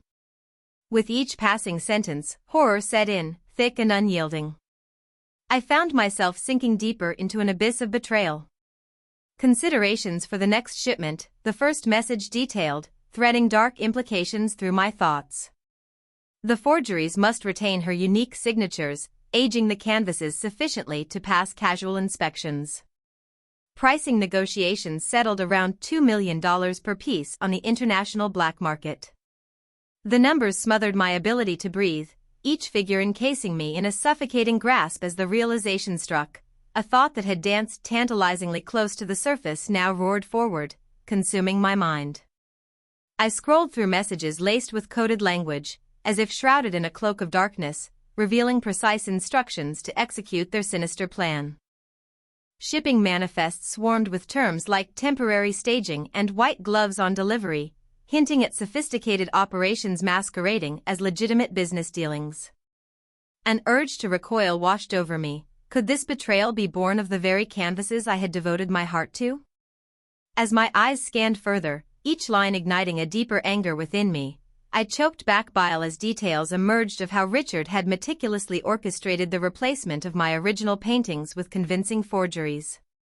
It felt surreal, like watching a train wreck in slow motion, the recognition of my own work, my signature style and idiosyncrasies replicated with unholy precision, shadows painted on canvas that once housed my spirit. The faces of my creations felt twisted beneath the weight of this treachery, demanding justice that I was now responsible for delivering. Rage coiled in my gut, a beast awakened, clawing at the surface with renewed strength as I grappled with the implications of what I had discovered. The profound sense of violation deepened. My collection, every brushstroke, every moment poured into capturing fleeting emotions had become fodder for an exploitative scheme, one that drained away everything I had fought to build. And they dared to replace the soul behind each canvas with calculated replicas, paintings stripped of meaning. With trembling hands, I grabbed a flash drive from my equipment, heart racing as I focused on the screen, the urgency pulsating beneath my skin like an erratic heartbeat. I needed to capture this evidence. The stakes had escalated beyond mere instinctual self-preservation. I could expose Richard, drag the truth out from under the cloak of his deception. Every click echoed in the silence as I hastily copied files and messages, capturing not just the ink on the digital page, but the weight of betrayal that hung thick in the air. Finally, with the final document secure, I breathed in sharp gasps, exhilarated yet still encumbered by the intensity of emotion whirling through me. I could sense the tethering shadows growing restive, encroaching at the periphery of my consciousness as I tried to move swiftly and stealthily. How could Richard have pulled this off right under my nose? A world of deceit played out before me, and now, I would have to navigate through the malevolent currents it housed. But just as I prepared to stand, eager to escape with my newfound ammunition, a soft rustle filtered into the room, a subtle disturbance that stilled my heart with the cruel edge of dread. I froze, pulse pounding in my ears, feeling the warmth of my rage mingling with icy fear. A security guard was prowling the hall, flashlight beam sweeping past the frosted glass door, illuminating my space like an unwelcome omen. Panic surged. I gripped the flash drive tightly, hands slick against the plastic, and darted behind a filing cabinet, blending into the shadows that formed like refuge around me. My heart raced, fingers trembling in anxiety as footsteps drew closer, the whispering edge of the light brushing perilously near my hiding spot. Time slipped through my fingers as I held my breath, every passing second elongating with agony, a canvas stretched thin and ready to tear. The door handle rattled, and I forced myself to sink deeper into the obscurity offered by the dark cabinet, my heart thundering with every delicate sound. The guard peered inside, gaze lingering on the room, and I felt the weight of the moment crystallizing around me, so close, so precarious, each passing breath a test of will. When he finally stepped back and turned away, my stomach twisted in knots, relief flooding me as the echo of his footsteps faded into the void, leaving only the echo of my frantic heartbeat reverberating in my ears. With a tense exhale, I slipped back into action, adrenaline spurring me forth. The last remnants of my resolve charged through me as I made my way toward the exit, thoughts racing through my mind. What did this all mean? Who were these mysterious investors referenced in the emails? A shiver slithered down my spine, visions of danger intertwining with the dread that lingered from Richard's murder. I left the gallery feeling tethered to this harrowing discovery, prepared to confront a world of deceit and danger that felt unfurling before me like shadows at dusk. Driven by a maelstrom of thoughts swirling around my mind, I steeled myself to delve deeper into the darkness that was Richard's world, a world that threatened to unravel beneath the weight of its own secrets. The muted hum of the gallery faded, leaving only the frantic pulse of my heartbeat in the quiet. Each movement felt charged with urgency, my resolve crystallizing into an ironclad determination to unearth whatever truths I could clutch from the abyss. With the flash drive securely stowed in my pocket, I returned to Richard's computer, my heart thrumming like a war drum in my chest. Shadows continued to weave and twine around me as I sought out financial records, files that could bolster my evidence with indisputable facts. The glow of the screen flickered, illuminating my anxiety as I navigated the labyrinth of data that lay hidden beneath the polished facade of Richard's life. With each click, I felt myself becoming more entrapped in this web of deception, curiosity colliding with dread as my mind sharpened like the blade of a knife. Numbers flashed before me, heavy and damning, but I pushed past the tension coiling in my gut.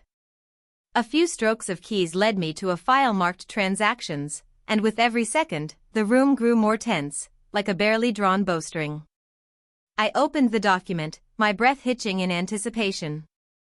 At first glance, the spreadsheet appeared standard, columns of figures lined up in rigid formation, punctuated by descriptions of transactions. But as I scanned further, reality began to twist around me, unfurling into a grotesque narrative. Large wire transfers surged through Richard's accounts, numbers piling into astronomical figures that made my head spin. Each amount matched the staggering value of my original paintings, the deceit looming ever larger on the horizon. Unease turned to shock as I stared, mind racing with the implications. Were these the funds from the black market? Had Richard turned my work into currency for a shadowy clientele? The cruel reality of it surged, throbbing in my temples. Everything I had labored over, each brushstroke that had spilled my heart onto canvas, now transformed into commodities, bartered away like pieces of my own soul. The hairs on the back of my neck prickled, but I couldn't afford to shy away from this revelation. While grappling with this burgeoning horror, I was drawn back to the document. A draft email lingered at the bottom of Richard's outbox, its title daring me to explore its depths. A flurry of thoughts surged as I clicked it open, revealing a text that stole my breath. Richard's words held a weight that pinched my gut with panic. The arrangement has become too dangerous. Investors who won't tolerate mistakes. The gravity of the situation deepened, a reflection of the very danger I had unknowingly wandered into. This was no simple case of art theft, it was far more intricate and deadly, layers upon layers of deception that threatened to consume me as easily as it had Richard. The looming presence of unknown investors added another thread of dread, weaving tightly into the fabric of my reality. Who were they? And what did their threats mean for my life and the truths I sought to unravel? The air around me crackled, suffused with anxiety as a sound pierced the silence. The shuffle of footsteps echoed just outside the room, drawing nearer with an unfurling rhythm. A sudden wave of panic surged through me, propelling me into instinctual action as the flashlight beam flicked over the frosted glass door, its brilliance slicing through the shadows. I clenched the edges of the desk, heart thudding violently as the beam danced across the surfaces. As adrenaline coursed through my veins, I felt an overwhelming impulse to hide, to vanish into the shadows rather than risk discovery. I darted behind a nearby filing cabinet, pressing my back against the cold metal, heart pounding wildly in my ears. In that tense moment, the faintest breath echoed as I held myself still, listening to the pounding footsteps edging closer. The flashlight swept back and forth, its ominous glow stealing my breath and fracturing my resolve. Time felt suspended, every tick of the clock amplifying my mounting fear. The guard approached the door, the handle jiggling just inches from my trembling fingers. I fought against the bile rising in my throat, urging myself to remain hidden as the presence lingered on the threshold. Whoever it was might sense the secrets I had uncovered, turning me into the prey of a dangerous game. Moments felt like lifetimes, yet eventually, the guard's footsteps faded. I forced myself to breathe, every inhale a thread of cautious hope, my heart still racing with fear. Silence enveloped the room, thick and loaded with implications, as I counted down the seconds, waiting for the moment to release the tension pinching around me. When at last the coast seemed clear, I emerged cautiously from my hiding spot, but the grip of urgency tightened around me again. The looming shadow of danger still loomed above, whispering insidious threats, compelling me to flee while I had the chance. As I gathered my equipment and clutched the flash drive tightly, my mind raced with questions I had yet to answer, apprehensions tangled in a whirlwind of conspiracy. With each step toward the exit, adrenaline surged through me, illuminating the once darkened path ahead. Each echo of my movements thumped in my chest as I rushed to slip out of the gallery, escape wrapping around me like a shroud of protection. The shadows beckoned, daring me to look back, but I remained resolute in my flight from the darkness, ready to confront the shadows of betrayal that had settled deep within my sister's legacy. I would find the truth, no matter the cost, and drag it into the light where it could no longer haunt the recesses of my heart. Chapter 6. The hidden brushstroke. As I navigated the decaying arteries of the subway tunnels, darkness cloaked me like an oppressive blanket, the remnants of the city above reduced to distant echoes. Each step reverberated through the grime-stained concrete, memories of the gallery bleeding into the chill of the underground, where time felt suspended and purpose churned like the sickly sweet smell of rusted metal and mold. My heart thudded an anxious cadence as I clutched my encrypted phone, the cryptic directions guiding me deeper into this abyss. The tunnel curved ahead, swallowed by shadows, the flickering lights overhead casting dim reflections that danced against the damp walls. A worn graffiti mural loomed nearby, the wild strokes of color stark against the decay, phantoms of voices lost to time whispered through the gloom. The weight of my solitude pressed down heavily, every echo magnifying my inner turmoil, fanning the flames of uncertainty sparked by Richard's murder and the twisted reality surrounding Lila. I fought against the creeping sense of dread, the remnants of my past tugging at the edges of my mind. How could I have been so naive? My art, my trust, entangled in a web woven from betrayal. It felt as if I were traversing a graveyard of memories, haunted by every decision, each step a whisper echoing through a cavern of choices made and unmade. But I was close, at least that's what the directions promised. Glancing down at my phone's screen, I adjusted the worn-out fabric of my jacket, feeling the damp seep in as I pressed forward. Left turn in 15 paces, the screen dictated, its mechanical voice echoing in my mind as I counted steps, each tick of the meter another pulse of resolve laced with desperation. The path narrowed, walls looming taller, pressing inward as if the very structure itself conspired to contain me, to suppress the truth clawing its way back to the surface.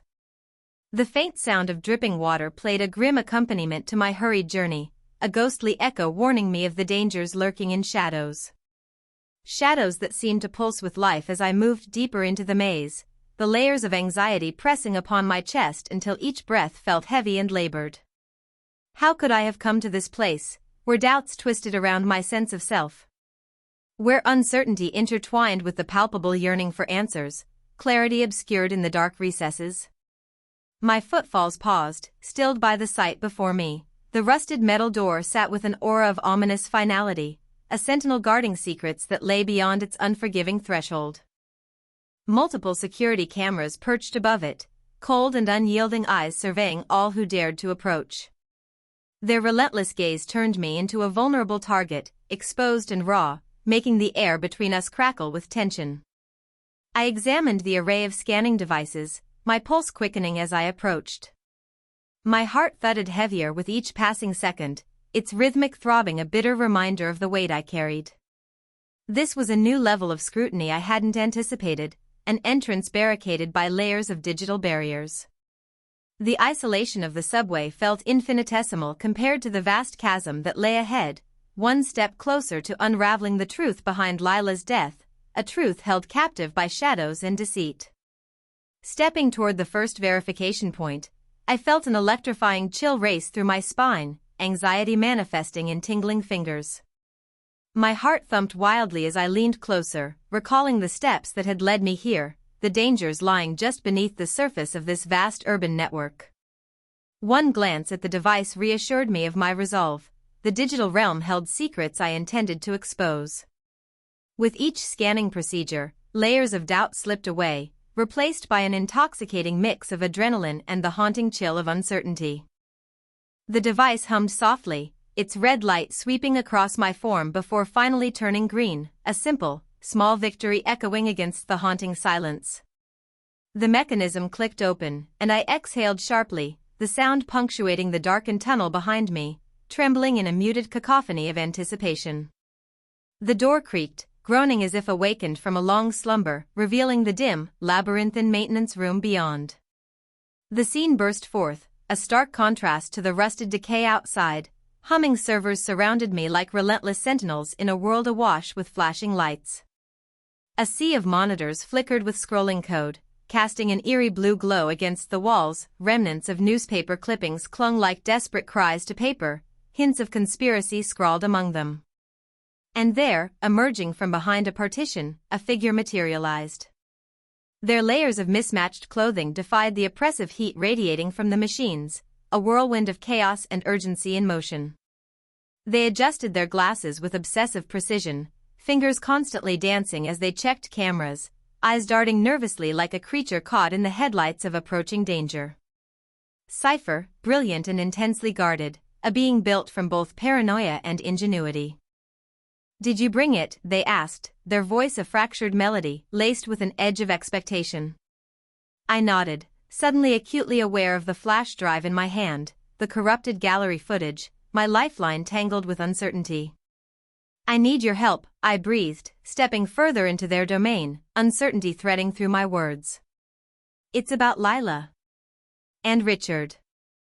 A flicker of recognition crossed their face, a shifting storm of emotions unspooling in their piercing gaze. Cypher hesitated, muttering something about digital ghosts and trace signatures, thoughts bubbling to the surface like effervescence, igniting a mixture of hope and dread within me. And then, a spark of recognition when Richard Dane's name passed my lips, reverberating through the atmosphere as Cypher's demeanor shifted, gears turning beneath the frayed layers of their exterior. "Let's see what we can find," they finally agreed, eyes alight with purpose, their paranoia merging with an insatiable curiosity as they gestured toward the chaos of their lair. I stepped closer, ready to unearth whatever lay hidden in the tangled depths of shadows, ready to confront the ghosts that tethered me to a past filled with uncertainty. This was the beginning of something fierce, where I would peel back the layers of deception and reveal the truth lying beneath the surface, entwined with my sister's life in a dance as dark and twisted as the tunnels that had guided me here. The sterile glow of monitors bathed us in an eerie light as Cypher and I settled into our shared realm of panic and purpose. The air crackled with electricity, each flicker of a screen pulling me deeper into the heart of this underground labyrinth, where answers were entwined with shadows, and every moment danced dangerously close to revelation. I positioned myself at a workstation, feeling the weight of urgency envelop me, the chaotic melody of servers humming in unison with the frantic thumping of my heart. Cypher's fingers flew across multiple keyboards like they were entangled in an intricate waltz of commands and codes. Their expression, usually guarded, now shimmered with an intensity that was captivating yet unsettling. "If we can just break through this security protocol, we might retrieve more than just scraps of data," they muttered, the lines of tension deepening across their brow as the hum of machinery spiraled around us, vibrating with potential and peril. I focused my energy on the secondary monitor, skimming through the corrupted files. "There must be potential recovery points here," I suggested, drawing from the analytical skills honed in my forensic days. The key patterns of digital disarray revealed themselves in bits and bytes, and the world outside felt impossibly distant from this chaos. Cypher paused, eyes darting toward the narrow corridor that fed into the maintenance room, their restlessness spilling into the atmosphere. "Do you hear that?" they whispered, their voice strained, drawing me into their anxious orbit.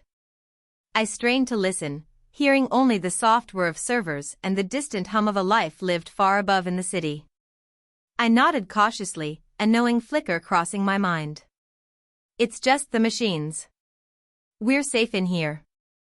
I hesitated, feeling a shiver creeping along my spine.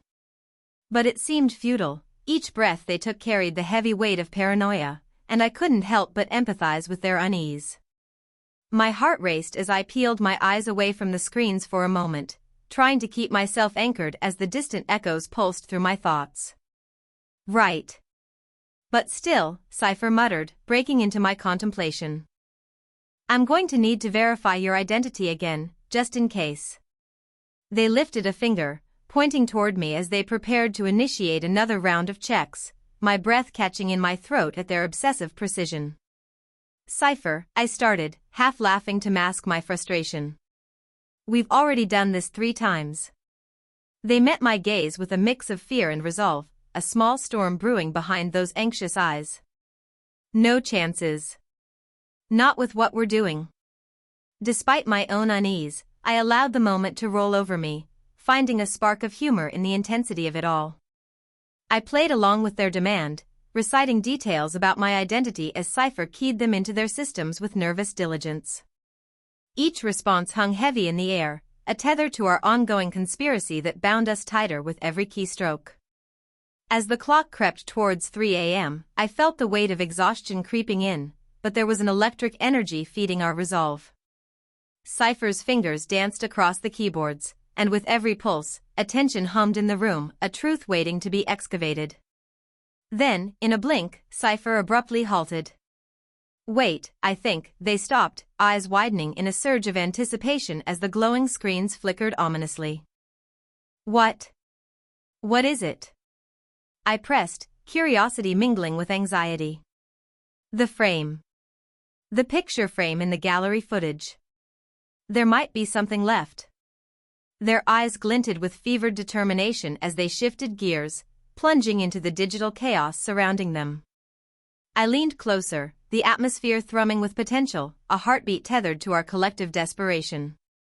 Cipher's fingers flew, codes unlocking like ancient incantations as they executed rapid commands.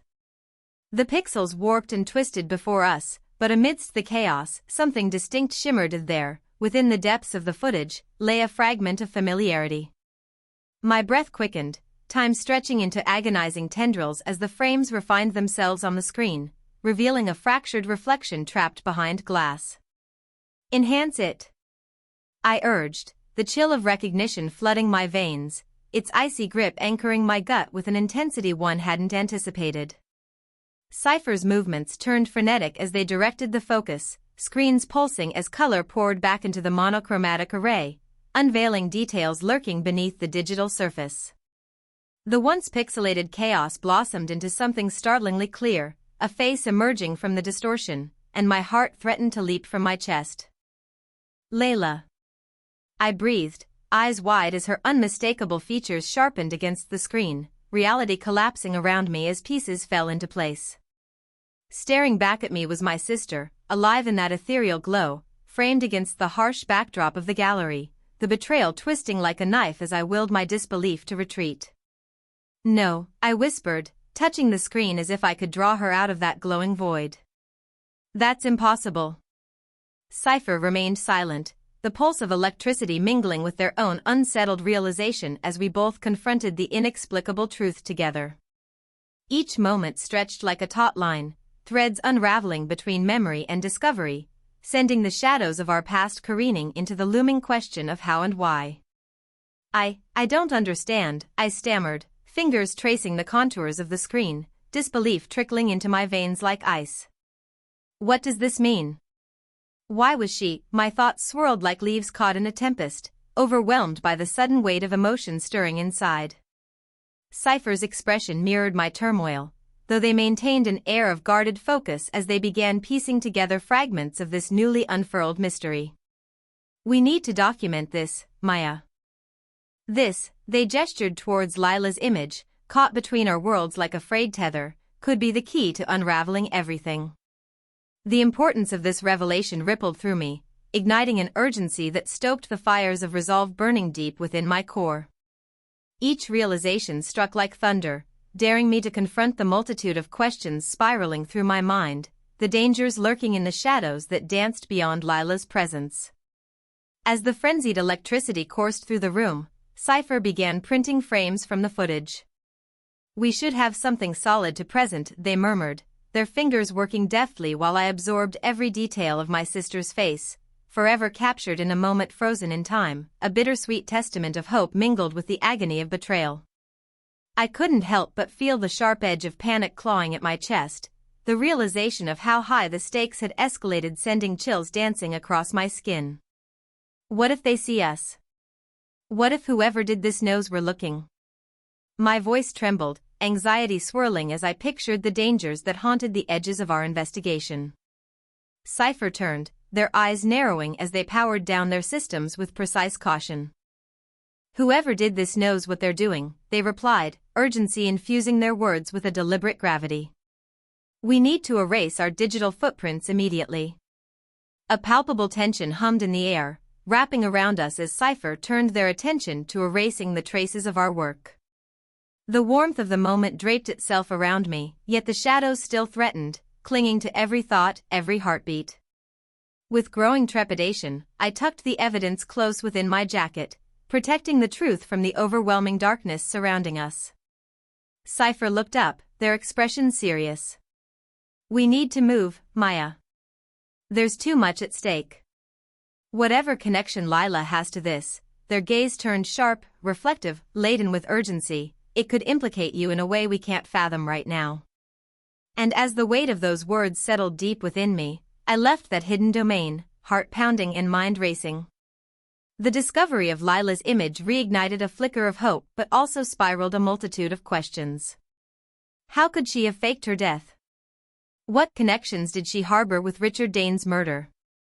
Each of these questions took root within me, begging to be answered, driving me toward the promise of confrontation with the truth, no matter how dangerous the journey might be. The air crackled with electricity as I hovered behind Cypher, heart pounding in time with their fingers flying across the keyboard, a blur of motion revealing the pieces of a fractured truth. The monitors glowed, illuminating the darkness that had settled in my mind since learning of my sister's death, the weight of her memory swirling just beneath the surface, desperately seeking an outlet in this maze of data. Cypher's fingers worked in frantic precision, the digital landscape revealing itself through swirls of corrupted code, yet there was urgency in their movements that mirrored the anxiety pulsing through my veins. My thoughts raced as I paced behind them, torn between the necessity of the investigation and the haunting image of Lila I could not escape. How could she have faked her death? Did she truly stand in collusion with Richard? "Almost got it," Cypher murmured, eyes fixed on the screen as a digital rhythm surged through their fingertips. Each keystroke reverberated with intensity, like the ticking of a clock racing towards some inevitable conclusion. I leaned closer, squinting at the pixelated chaos unfolding before me, willing the noise to coalesce into something I could grasp, a lifeline flung into the depths of uncertainty. The minutes stretched into hours, the tension weaving through the air thick like fog, wrapping around us in suffocating folds. Each pause for breath felt fragile, the atmosphere too charged for comfort as I caught sight of Cypher's face, etched with the determination of someone steeped in paranoia yet lit with the fervor of discovery. And then, a glimmer, a hint of audio cutting through the morass, Cypher's breath catching in their throat. Wait, I think we're..." The noise fractured and transformed as they isolated a block, the sound wave settling in rich complexity against the screen. My heart raced, every beat echoing the rising anticipation, each pulse quickening as Cypher navigated the controls with feverish urgency. The first echoes burst forth, flooding the room, and suddenly, I found myself suspended in a world painted by Lila's voice, sharp and unmistakable, crackling through the stale air like lightning illuminating the sky. "That's it!" I exclaimed, breath hitching as I leaned closer, needing to grasp every word. "Play it again." Cypher complied, eyes wide as they hit the replay button. The audio rippled through us, forming the outlines of a narrative that sent shockwaves cascading down my spine. Lila's voice cut through the static, accusatory and filled with unmistakable urgency. "You stole our life savings and..." But before she could finish, the recording erupted into a crackle of static, leaving my heart frozen in a moment where the incompleteness screamed louder than words ever could. I slammed my hand against the desk, frustration pouring out as the veil of reality blurred before me. "This isn't just audio, this is everything." My voice burst with the fury of revelation, igniting memories that rushed like an oncoming tide. Cypher's fingers hovered over the keyboard, concern knitting their brow as they stared at the blank space that replaced Lila's unfinished accusation. "Maya, this is huge, but we need to think carefully about how we present this. You have to remain cautious." My mind spun, overwhelmed by the implications of her words, the intensity wrapping around me like a shroud. "I can't believe it's really her," I whispered, the tumultuous ache of emotions creeping into the edges of my consciousness, sending chills down my spine. The static faded, leaving behind a hushed atmosphere that felt impossibly charged. I struggled to find my voice again, grappling with the echoes of grief and anger that surged within. "She was supposed to be dead." Cypher met my gaze, their expression a blend of compassion and concern. "Maya, the footage and audio, they're evidence. They can alter the narrative you thought you knew. We need to tread carefully, or we could become pawns in this game." I let the truth wash over me, a tempest raging just beneath the surface, propelling me forward. The discoveries woven into this moment would compel me to seek answers. The ramifications of what Lila's living presence entailed were unfathomable. But could she have been alive all along, pulling the strings behind the curtain? With urgency flaring, Cypher began printing frames from the footage, their motions precise as they selected the moments that captured Lila's face in crystalline detail, followed by one shot that appeared to showcase a knife clutched within her grasp while gloves were on. The images cascaded from the printer, revealing Lila amidst turmoil that mirrored my own. Each frame felt like a brush with fate. What connections lay intertwined between her life and the chilling murder of Richard Dane? As Cypher gathered the printed evidence, I tucked my hair behind my ear, struggling to push through the haze of fear wrapping around my heart. What if they catch us? I ventured quietly, the shadows of suspicion lingering, creating an invisible wall between us and those who might threaten our discovery. "They will if we don't secure our tracks," Cypher said, urgency threading their voice as they initiated protocols to wipe our presence from the systems around us. "Stay close, Maya. Let's finish this before someone discovers we were ever here." With Lila's face burned into my mind, a haunting reminder of the betrayal tied to Richard's demise, I gathered the printed frames, their weight pressing against my heart like a harbinger of truth. The glint of paper reflected the light from the monitors, each edge sharp with possibility, carrying with it the unrelenting narrative of grief and redemption. I glanced up at Cypher, a thread of determination weaving its way through the uncertainty. "I'm going to find out why she faked her death, and what connection she has to Richard. We're closer to understanding this labyrinth of lies than we've ever been." Cypher nodded, eyes full of resolve as they powered down the systems around us. "And when we do, we'll make sure everyone knows." Their expression held a clarity that ignited a fire within me, pushing past the remnants of fear. As I stepped out into the shadows once more, evidence hidden within my jacket, I understood that I was embarking on a path that was far more dangerous than I had ever anticipated, one that threatened to intertwine my fate with secrets too dark to comprehend. Yet there, on the precipice of confronting the unfathomable truth, I was resolute. My sister's story demanded to be told, and I would not let fear bind me any longer.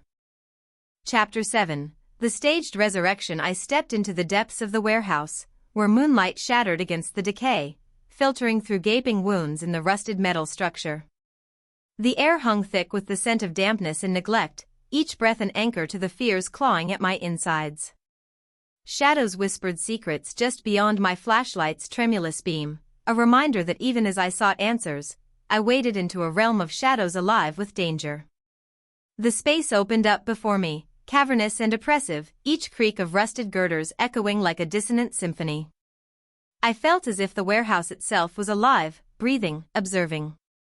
My instincts screamed for caution. The cold fingers of apprehension crept up my spine as I navigated deeper into the darkness, the beam of my flashlight sweeping across the concrete floor, its flickering glow illuminating puddles of water collecting in the crevices. A shiver coursed through me as I adjusted my grip on the flashlight. It felt absurd to be there, alone in a place so steeped in uncertainty, with only the echoes of distant sounds accompanying me. The call that had drawn me here, promising corroborative evidence of my innocence, loomed like a specter, its whispers taunting my senses. Had I ventured into a trap, or was this a glimmer of hope cloaked in deception? As I moved forward, the light fell upon a stain, dark and pooling on the ground, blood. My heart seized, the weight of the sight urging my forensic mind to piece together the implications behind the splatters. A shallow breath escaped me, thoughts racing through the cluttered corridors of my mind. How recent was it? How much was lost here? My gaze darted back to the shadowy depths, half expecting the killer to leap from the void, hidden among the jagged remnants of humanity's failed ventures. Hope and dread clashed in a violent dance. I took a step back, reeling from the duality of emotion. Each drop of blood spoke volumes, even as it threatened to pull me under. Memories of Lila danced in my mind, her laughter echoing through the tunnels of time I wished I could reclaim. The sister I had grieved for so long, lost to the world, the sister I believed dead for 3 painful years. What if this journey held more than just echoes of vengeance? What if it brought a chance at redemption? With each cautious movement, strange echoes punctuated the silence, the skittering of unseen creatures, the rhythmic dripping of water somewhere beyond my sight, heightening my anxiety. Every creak of the warehouse's dilapidated structure sent jolts through my senses, signaling both the fragile remnants of hope and the encroaching danger that loomed. Was this the end of my search, or had I merely stepped into a more sinister part of the labyrinth? My breath caught in my throat, pulse pounding in my temples. As I plunged deeper into the belly of the beast, a chill stole across my skin. I was a moth drawn toward a flame. What secrets lay hidden in these shadows? It was a truth I craved, yet the path stretched long before me, dark and winding. And then, in the periphery of my flashlight beam, I caught a glimpse of movement, a flicker of something that set my heart racing. My mind struggled to make sense of the sight, limbs frozen as recognition struck like thunder. A figure emerged from the shadows, drawing near, the light capturing a face that had haunted me for years. It took a moment for reality to sink in, a depthless chasm opening beneath me. Lila stood before me, alive. My legs nearly buckled beneath me as disbelief rippled through my body like an electric shock. She raised the gun with cold precision, eyes glinting as they met mine. The gun was steady in her hand, a tangible barrier between us, a reminder that the line separating life and death could blur into one heart-wrenching instant. Maya, her voice rang clear, each syllable cutting through the silence that had wrapped around me, but the rest faded in the whirlwind of my thoughts. Her appearance, once a painful void in my heart, now morphed into a fierce echo of betrayal. A kaleidoscope of emotions crashed within me, joy, relief, confusion, clashing violently against the cold reality of her weapon. I struggled to breathe, tears threatening to spill as I stood on the precipice of recognition, caught between the joy of her survival and the threat pulsing from the gun she held so confidently. How could she be alive? How could she be here, standing before me in this grotesque play of shadows? In that cavernous space, drenched in the remnants of past horrors, time distorted as my heart clanged a frantic rhythm of fear. There would be answers in her gaze, in the truths she might reveal. The answers I so desperately needed even as dread clung to me like the stale air, whispering the unthinkable. This reunion had come at a price. The question rose in my throat, but my voice caught. This moment stood suspended in the murky waters of uncertainty, waiting to cascade into the chilling depths of betrayal. It was not a dream. This was a nightmare come to life, and I was its unwilling pawn. The air thickened, charged with unspoken accusations as Lila's cold gaze locked onto mine, the gun unwavering in her grip. This wasn't just my sister before me, it was a ghost wrapped in betrayal, shimmering in the dark corners of my fragmented memories, her existence a whisper of hope turned into a chilling reality. How had everything unraveled so cruelly? My heart hammered against my ribcage, echoing the discordant rhythm of emotions threatening to overtake me. Lila was alive, but this revelation came wrapped in malevolence, the realization sinking in that she could choose the moment of my end with a single pull of her finger. I had survived the loss of her, the torment of believing I would never hear her laughter again, only for that very laughter to be tainted by the grim specter of betrayal. The words rose in my throat, desperate to be spoken, but my voice faltered beneath the weight of disbelief. Maya, Lila spoke, the icy timbre of her voice slicing through the silence with razor-like precision. Surprised to see me? The barest hint of satisfaction tugged at her lips, and I felt a shudder ripple down my spine. From behind a stack of crates, Ben emerged, familiar yet foreign in this dismal tableau. Ben, my boyfriend. His gaze, usually warm and inviting, now twisted with an amalgam of guilt and apprehension as he stepped beside Lila, further deepening the chasm between us. Each breath I took felt laced with venom, the implications of their alliance constricting my throat as shock doubled its grasp. You? I breathed, disbelief crystallizing into icy anger. You both, how long has this been going on? The words tumbled out of me, cracked and raw, struggling against the swell of emotions clawing at my insides. I wanted to scream, to shove the truth from my throat like an unwelcome guest. Betrayal was no stranger to me, but the weight of it transformed into a leaden burden.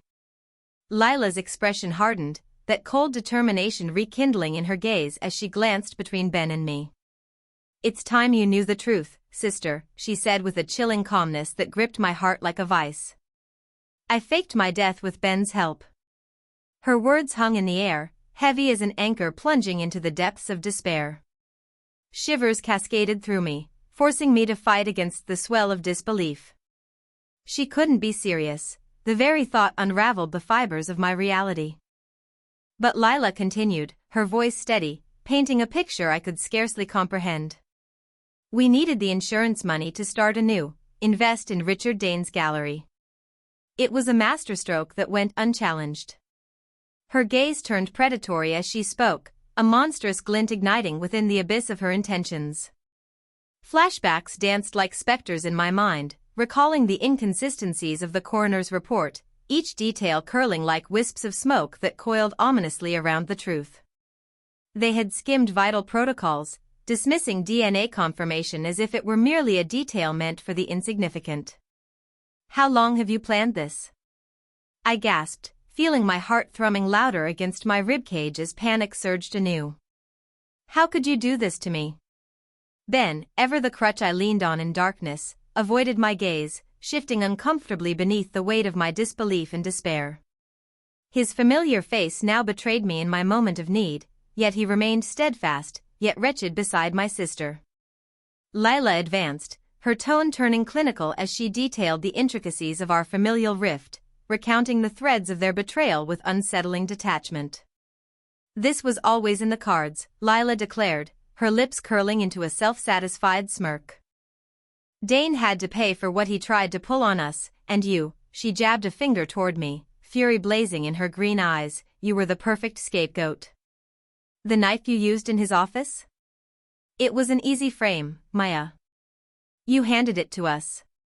It was a windfall. The air became suffocating as understanding dawned, a ruthless scheme forged by shadows that I had inadvertently placed in their hands. The grotesque tapestry of reality wrapped itself tightly around my heart, the image of Richard's lifeless body surfacing anew like an unwelcome specter, drowning me in agony. My mind raced, trying to connect the dots. How could I have been so blind to their deception? My knife had been used to plunge into the very core of my life, ripping apart the fabric of trust woven between us. You killed him. I gasped, the realization striking with the force of a tidal wave crashing upon the shores of my sanity. The bitter taste of betrayal gripped my throat, drawing me closer to the precipice of fury. Not just killed him, Lila amended, her tone eerily calm as if she were discussing mundane affairs over coffee.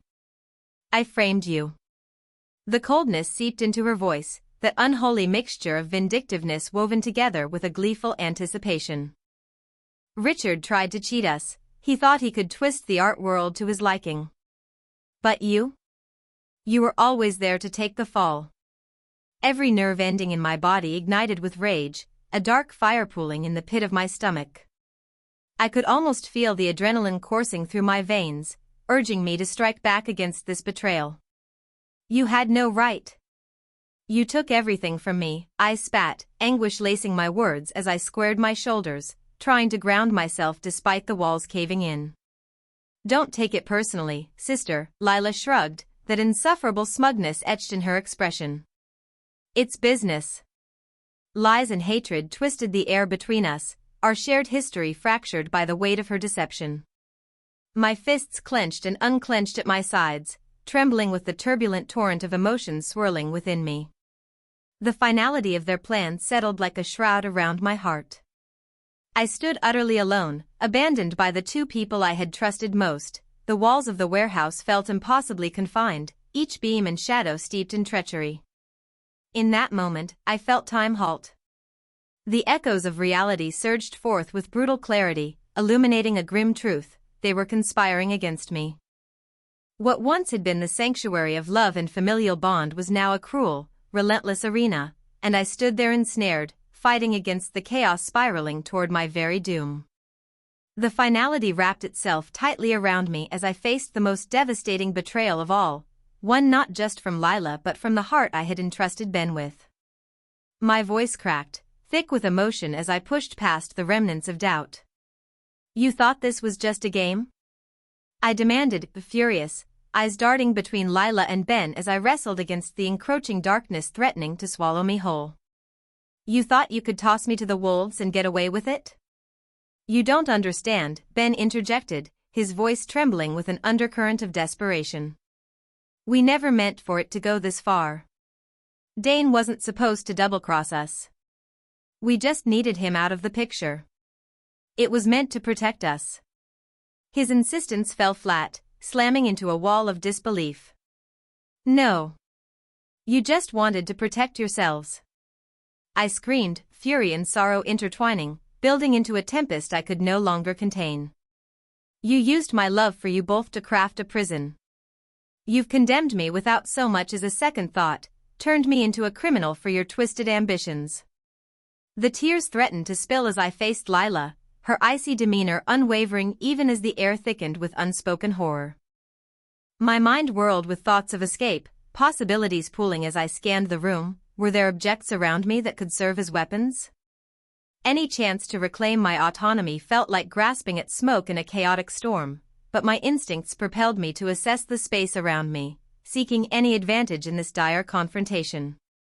The warehouse's metal structure groaned and creaked, further fracturing the silence, echoing my own fractured emotions, a reflection of the havoc within me, a precursor of battles yet to unfold. The rhythmic dripping from the ceiling resonated like a heartbeat, stark against the wall of palpable tension. With every heartbeat, the distance between us felt both insurmountable and maddeningly close. Maya, standing before her sister and her lover, forced herself to look past the shock. She was not only a victim in this tragedy, she was a force ready to retaliate, determined to reclaim the pieces of herself torn asunder. They believed they could shackle her, but within the storm brewing inside her, she found strength, a flicker of defiance yearning for release amidst the crushing betrayal. In that fractured moment, resolve surged forward like the dawn breaking through the longest night. The confrontation had only just begun, and neither betrayal nor fear would define her narrative any longer. The air around me thickened, heavy with an impending storm as I faced my sister, the gun aimed unwaveringly at my chest, a grotesque tableau of betrayal. I could feel the tremors racing through my body, an electric charge coursing beneath my skin. Memories flooded me, flickering specters of laughter that twisted into a haunting cadence, amplifying the weight of realization. I was standing here, stripped bare of trust, with nothing but the specter of my own heartache woven into the very air between us. "Surprised to see me?" Lila's voice rang with chilling clarity, cutting through the tumult of my spiraling thoughts, echoing against the silence of the warehouse. It was a tone devoid of warmth, a crisp, calculated detachment that sent shivers of rage and grief cascading through me. Each syllable dripped with the bitterness of betrayal, and my chest tightened with the agony of disbelief. "How could you do this, Lila?" I gasped, my voice trembling with the raw edges of emotion, caught between anger and despair. I stepped back, but her cold gaze and the weapon in her hand rendered me immobile, a pitiful pawn in a deadly game crafted by those I had trusted most. As I fought against the swell of disbelief, Ben emerged from the shadows beside her, his presence a betrayal wrapped in familiarity. "Maya," he began, his voice edged with unease, "we never meant for it to go this far." His eyes shifted nervously, darting between Lila and me, unwilling to meet my accusing gaze. "Dane wasn't supposed to double-cross us." Their twisted logic gnawed at the edges of my sanity, boiling rage bubbling to the surface as I clenched my fists at my sides. "Is this how you repay me? By dragging me into your deceit?" I spat, desperation fueling each word. You framed me for his murder, turning my life into an endless nightmare.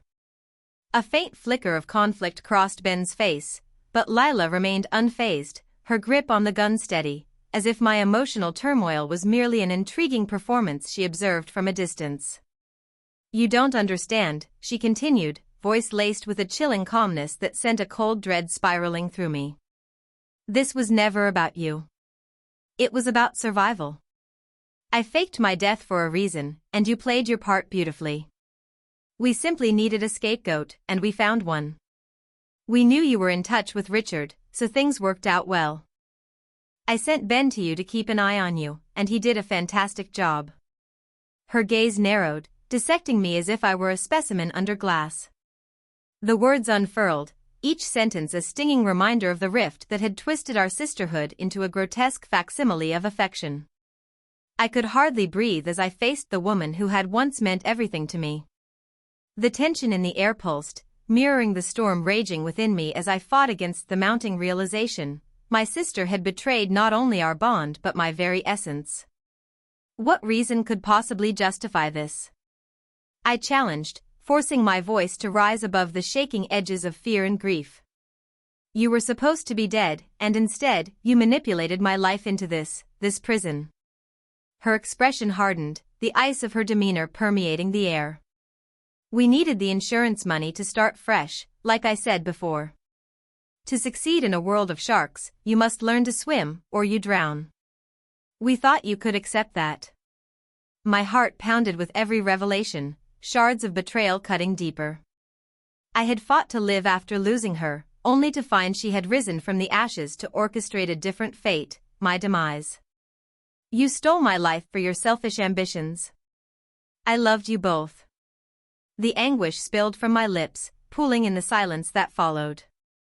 I felt the impact of those words reverberating in the stillness, a desperate plea ricocheting between us. Ben, driven by guilt, took a step closer, brow knitted with concern. Maya, we never meant for it to go this far. His tone pleaded for understanding, but my fury ignited, a conflagration that threatened to consume everything in its wake. You think I'm going to forgive you for this betrayal? I hissed, my fists clenching tightly as every sense honed in on the gravity of our confrontation. Lila's laughter echoed, cruel and ringing with mockery, filling the void around us.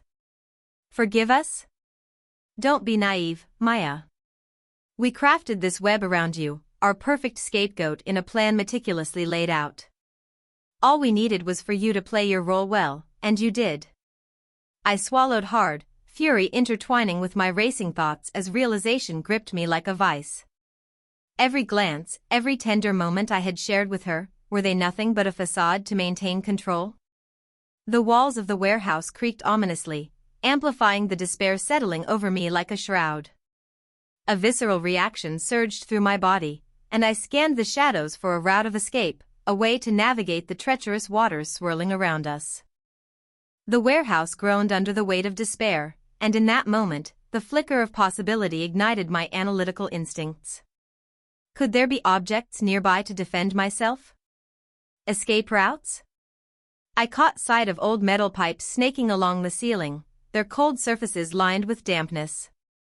The room stretched out into a chaotic maze, shadows hiding potential resources as my mind raced through the maze of surroundings, an emergency exit concealed behind the stacks of crates and the distant promise of salvation beyond the far wall.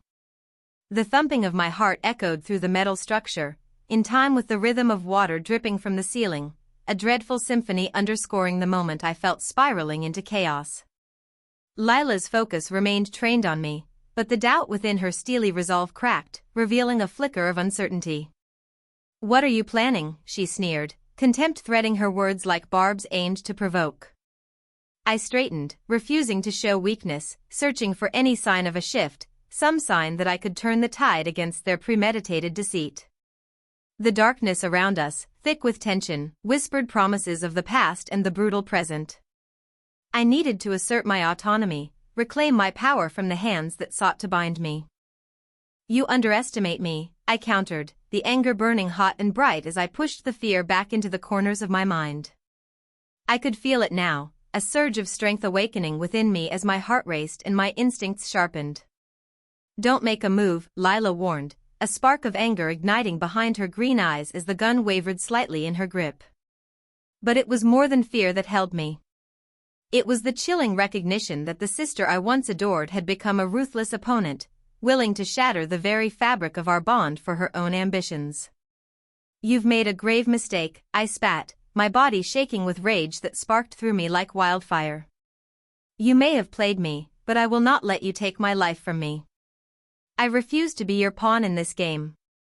The gun steadied in Lila's grip, her face contorting as shock flared behind her steely resolve. Each second stretched between us, like a taut wire threatening to snap.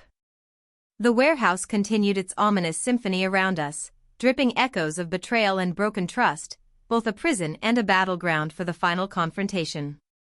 I stood at the precipice of their twisted intentions, every nerve in my body poised for action, fighting against the suffocating fear closing around me like an anaconda coiling tighter.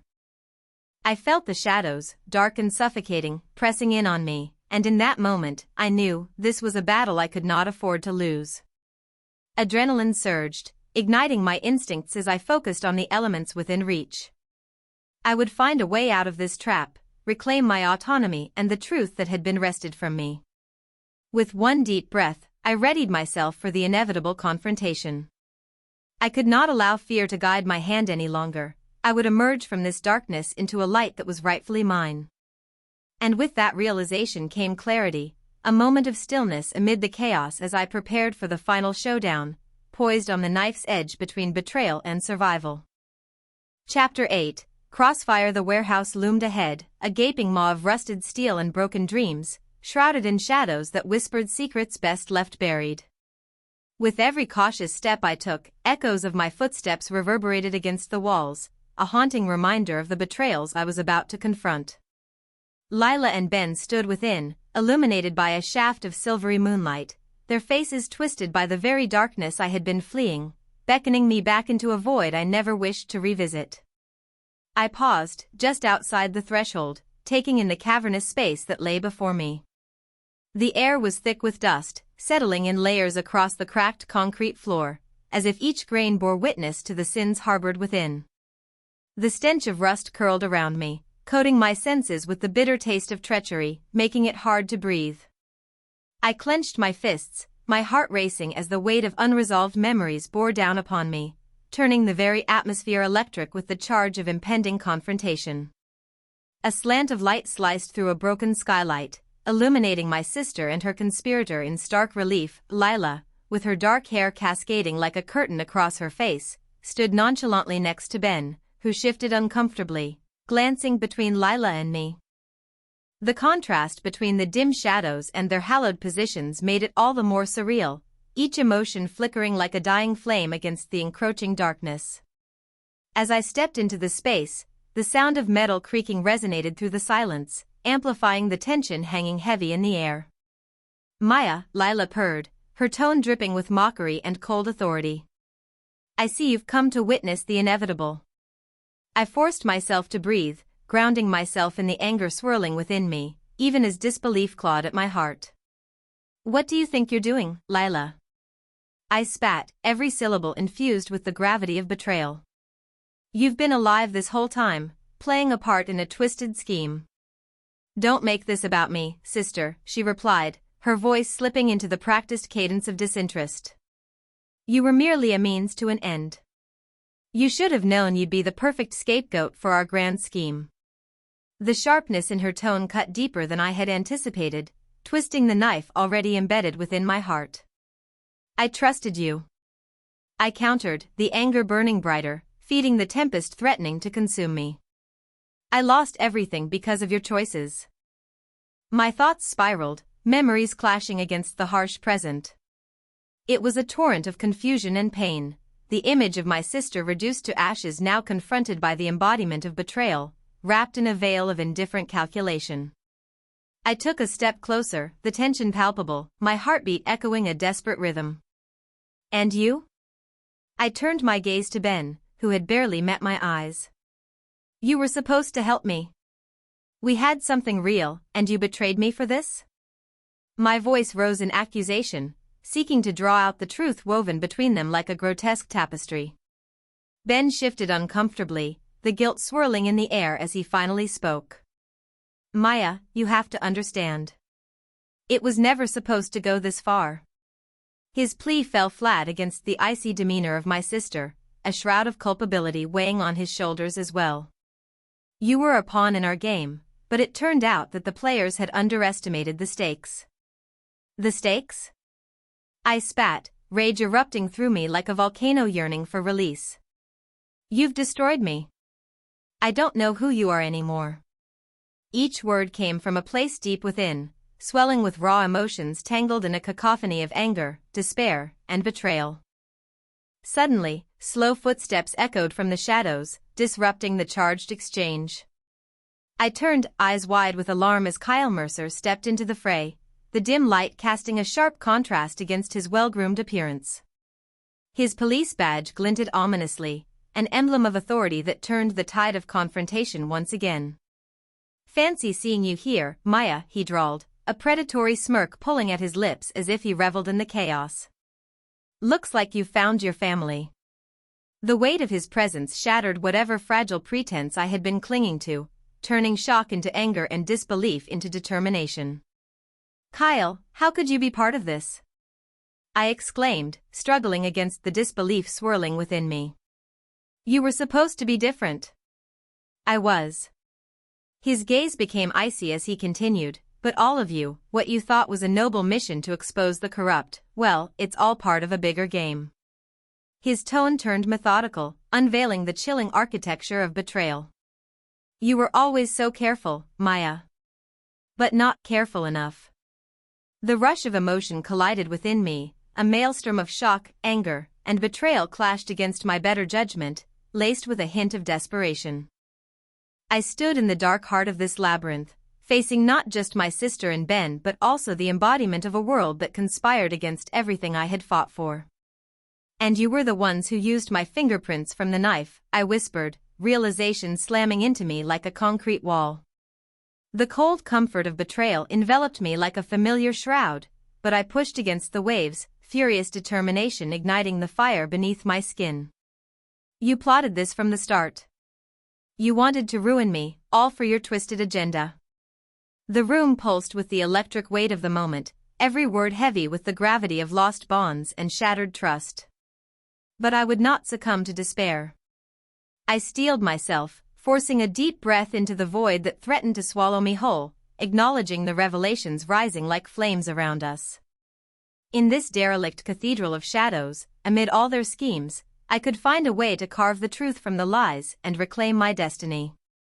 Lila, Ben, and Kyle stood before me as harbingers of a conspiracy, and I refused to cower beneath the weight of their designs. With this resolve surging through my veins, I braced myself for the storm ahead. And somehow, I would unearth the truth, no matter the cost. As the weight of Kyle's words washed over me, an unbearable heaviness loomed within the suffocating darkness of the warehouse. My heart pounded, each beat a reminder of the intricate web spun around me, murder, betrayal, and an elaborate ruse cloaked in shadows. The oppressive silence stretched, charged with unspoken accusations, and I steadied myself, preparing to expose the truth lurking in the gloom as I activated the live stream device hidden within my jacket, its small red light blinking in unassuming confirmation of intent. You really thought this would work? Kyle's voice dripped with a smug arrogance, his confidence bubbling forth as though the atmosphere around us didn't thrum with impending dread. He stepped closer, his gaze flicking from me to Lila and back again, the glint of malicious triumph sparking in his steel-gray eyes. Your prints were perfect. The knife was yours. The motive was clear. It was the perfect frame. Each word sliced through the thickening tension, driving deeper the jagged knife of his betrayal. A flicker of unease crossed Ben's face as Kyle spoke. He shifted his weight from one foot to the other, glancing nervously at the warehouse exits, as though he sensed the air shifting, a storm of consequences closing in on him. Kyle, this isn't, he began, but the detective interrupted, eyes narrowing with every proud word he spoke. Maya, I'm not saying you were a participant. You were simply too easy to set up. It was almost too perfect. He chuckled darkly, his voice echoing off the cold, damp walls. My hands clenched at my sides as he prattled on, describing the layers of deceit that I had unknowingly waded into. The words coiled around me like a snake, suffocating and chilling in their insinuation. Each revelation pulled the layers of my world further apart, the sense of security I'd held desperately onto slowly eroding in the onslaught of Kyle's taunts. Why?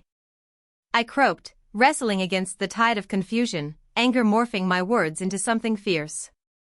Why betray me, Kyle? What did I ever do to you? He turned to me, that condescending smirk unraveling as his gaze shifted from cool indifference to fleeting flashes of frustration. You were naive, Maya. And naive gets in the way of progress. Ben shifted again, caught in the middle, glancing between us as if he could bridge the growing chasm of turmoil threatening to engulf us all. Listen, this wasn't supposed to happen like this, he mumbled, his voice barely rising above a whisper. The deflation in his posture spoke volumes. He had to sense the implications of Kyle's confession, the volatile atmosphere pressing against his chest like a leaden weight. Unperturbed, Kyle continued, weaving a tale steeped in cold strategy. We knew it had to be you. The gallery was already involved in fraud investigations. All we needed was a nudge, a scapegoat to divert attention. He leaned in closer, his gaze penetrating as if daring me to deny the truth lurking beneath his words. I could feel my resolve solidify with each moment, fire igniting within me. This ends here, Kyle. I'll make sure everyone knows the truth. With that declaration, I subtly activated the live stream device once more. The comforting glow of the red light blinked in response, confirmation that I was documenting his confessions, recording evidence that would turn the tide of this twisted narrative. You're making a mistake, Lila interjected, her voice cool and disinterested, her presence hovering behind me like a specter. I stole a glance at her, searching for any cracks in her polished facade, searching for the sister I had loved and lost. But the cold calculation etched in her expression spoke volumes. This was a game to her, a game of deception where I was merely a piece on the board, ready to be sacrificed for a far greater ambition. I just need more details, I pressed, my mind whirring with the opportunity that danced tantalizingly within reach. The shift in the air enveloped us as I kept my voice steady, emotions woven together with my forensic instincts, searching for the confessions that lay tangled in his bravado. Tell me more about how you framed me. How did you pull this off without leaving traces behind? Kyle's eyes sparkled with twisted pride as he began detailing his machinations, each word wrapping around us, a noose of the sins he had committed against not only me but the entire art world. You never thought to question the authenticity of your own work, Maya. The knife was just a part of the game, and we controlled the narrative, framed you perfectly. Everything lined up for the prosecution to pin it on you. As he spoke, Ben's anxiety twisted the very air, rising visibly like smoke. Each revelation seemed to provoke fresh fear within him, and he began to glance around the warehouse as if considering the potential of flight. A tense silence draped across the room, punctuated by Kyle's brazen explanations and the faint clatter of old metal echoing in the shadows. I faltered, shaking my head, wrestling against the twisted reality wrapping around us. You used me. You turned my own life into a weapon against me, and you're proud of it? The anguish pulled at the very seams of my composure. What do you want me to say? Kyle sneered, but I saw a fleeting hesitation, a flicker of uncertainty playing behind the confidence. I did what I had to do to ensure the plan worked. But at what cost? I shot back, pressing for the cracks in his veneer, the facade he had built slowly crumbling beneath the weight of my accusations. Kyle held my gaze, an uncomfortable tension bubbling between us. As the silence loomed thick, I seized the opportunity, pushing further. You think you're untouchable, but this isn't over. There are always repercussions. Repercussions? He scoffed, but there was a thin veneer of doubt etched across his face, wavering beneath the intensity of my stare. The atmosphere thrummed with urgency as if the very structure of the warehouse held its breath, waiting for something to snap. I could feel the tension buzzing in the air, the promise of revelation lurking behind Kyle's eyes, waiting to erupt into chaos. And just then, in the thick of it all, Ben's nervous glances turned into something more panicked. He was coming apart at the seams. I realized the tension building around us was culminating into something more volatile. The undercurrent of fear danced among the three of us, boiling just beneath the surface, and I watched as Kyle's confidence slowly crumbled, the facade peeling away like paint from aging wood. "You think you're better than us?" Ben's voice quivered, rising to challenge Kyle's authority, laced with urgency as realization dawned that our charade had a dire endpoint. "You need to understand, the police will find out everything." Kyle's laughter rang out, a low rumble, an attempt to mask the fear simmering beneath his bravado. "Let them. They can't touch me. I'm not just a detective, I'm untouchable." But in that moment, the air began to shift, something felt wrong, the whir of distant sirens emerging from the darkness, clawing at the edges of our confrontation. I could feel it like a pulse beneath my skin, a sense of dread unfurling. The sound grew louder, invading the space, wrapping the moment in a cocoon of urgency. The tension snapped like a taut wire, and all at once, chaos erupted, the clattering of feet, shouting from the outside.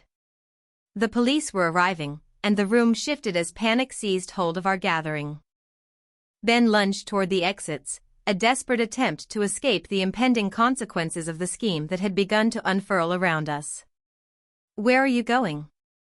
I shouted as Ben bolted, panic swelling in the pit of my stomach. "You can't run from this." Kyle turned to follow, but Lila stood frozen, her gaze scanning the shadows as if plotting her next move. It was a perfect storm, trapped between their monstrous betrayal and the approaching authority, everything spiraled beyond comprehension. "Police! Freeze!" The commanding shouts echoed as officers stormed through the door, weapons drawn, ready to confront the chaos. But the chaos had already ignited, and with it came violence. Ben, in his frantic desperation, reached for a concealed weapon, his fear palpable, but the chaos swirled too rapidly for reason.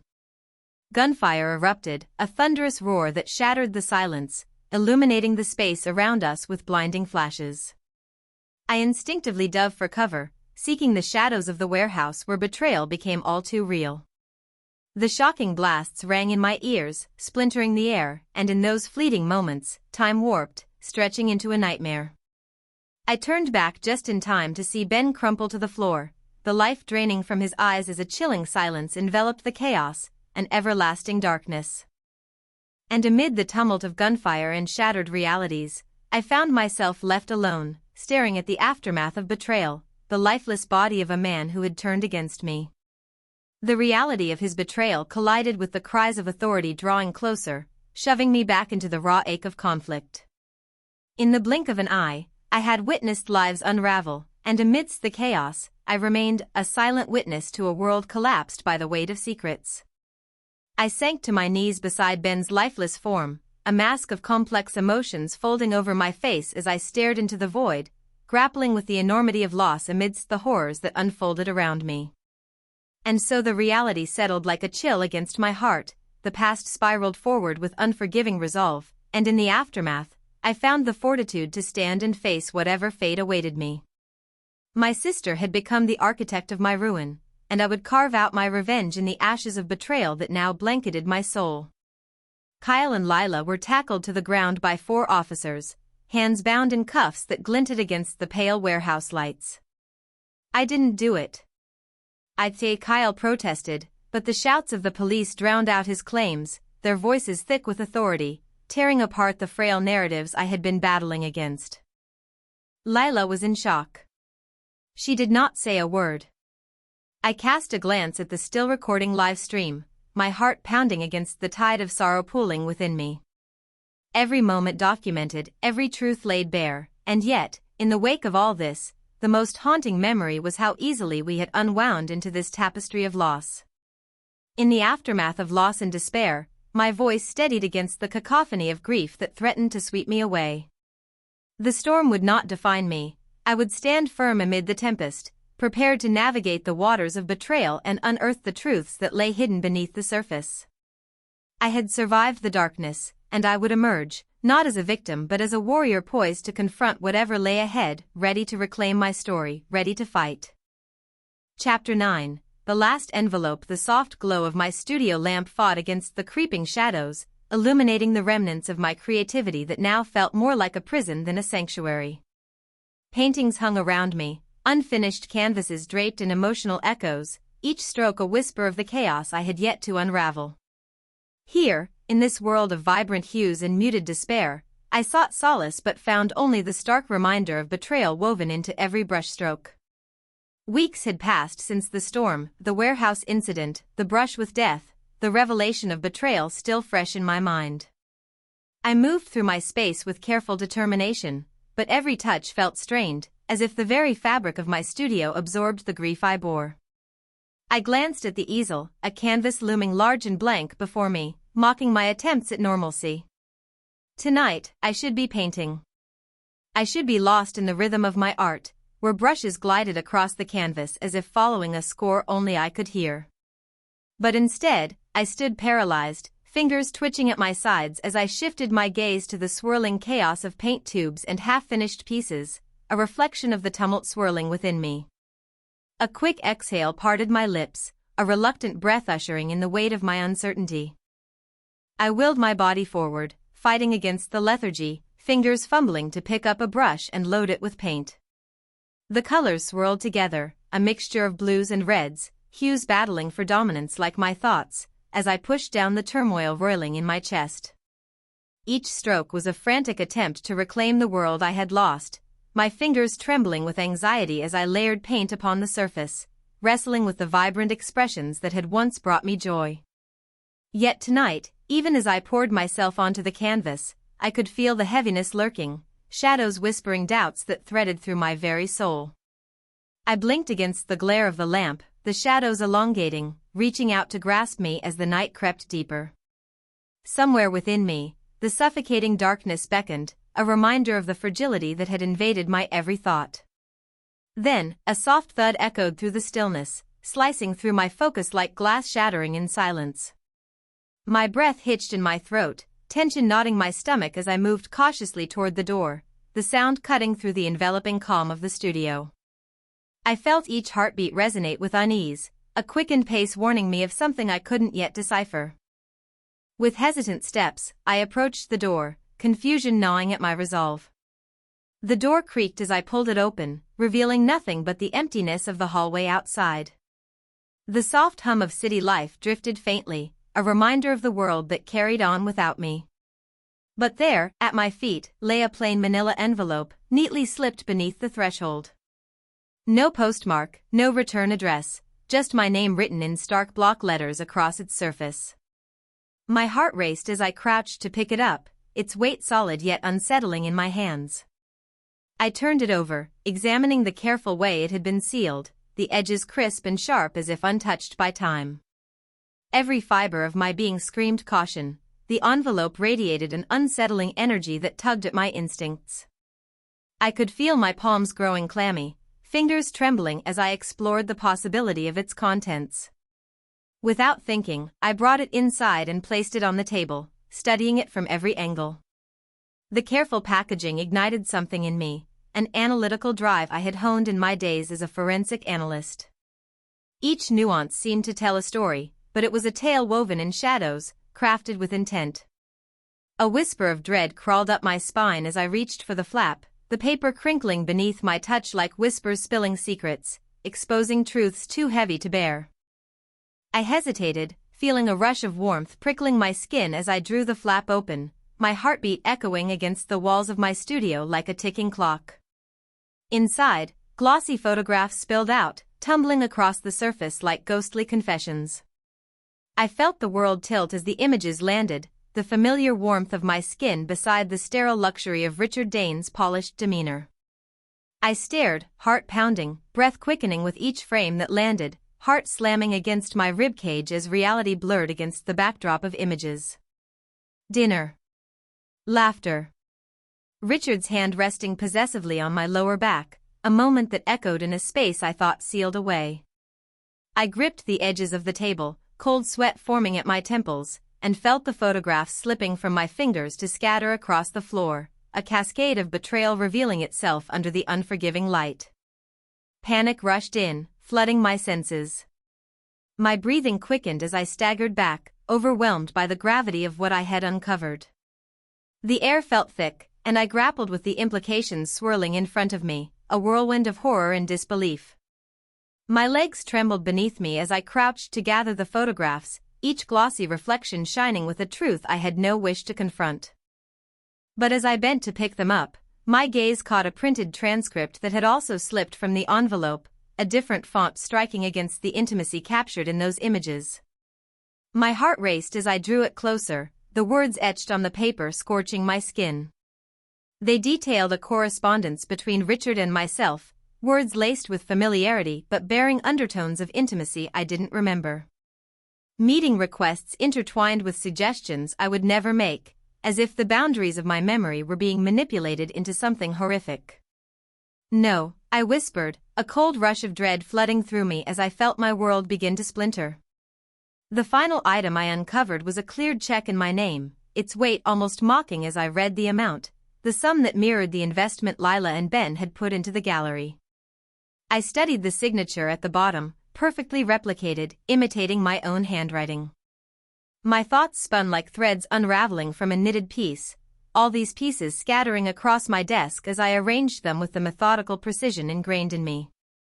Each photo, each transcript, each check laid out like evidence in an unmade case, no longer merely remnants of my former life but instruments of the treachery lurking in the shadows. The moment stretched as doubt clawed at my mind, wrapping around me like fog in the night. My breath caught in my throat as I stared at the check, the details of the bank stamped boldly beneath my signature.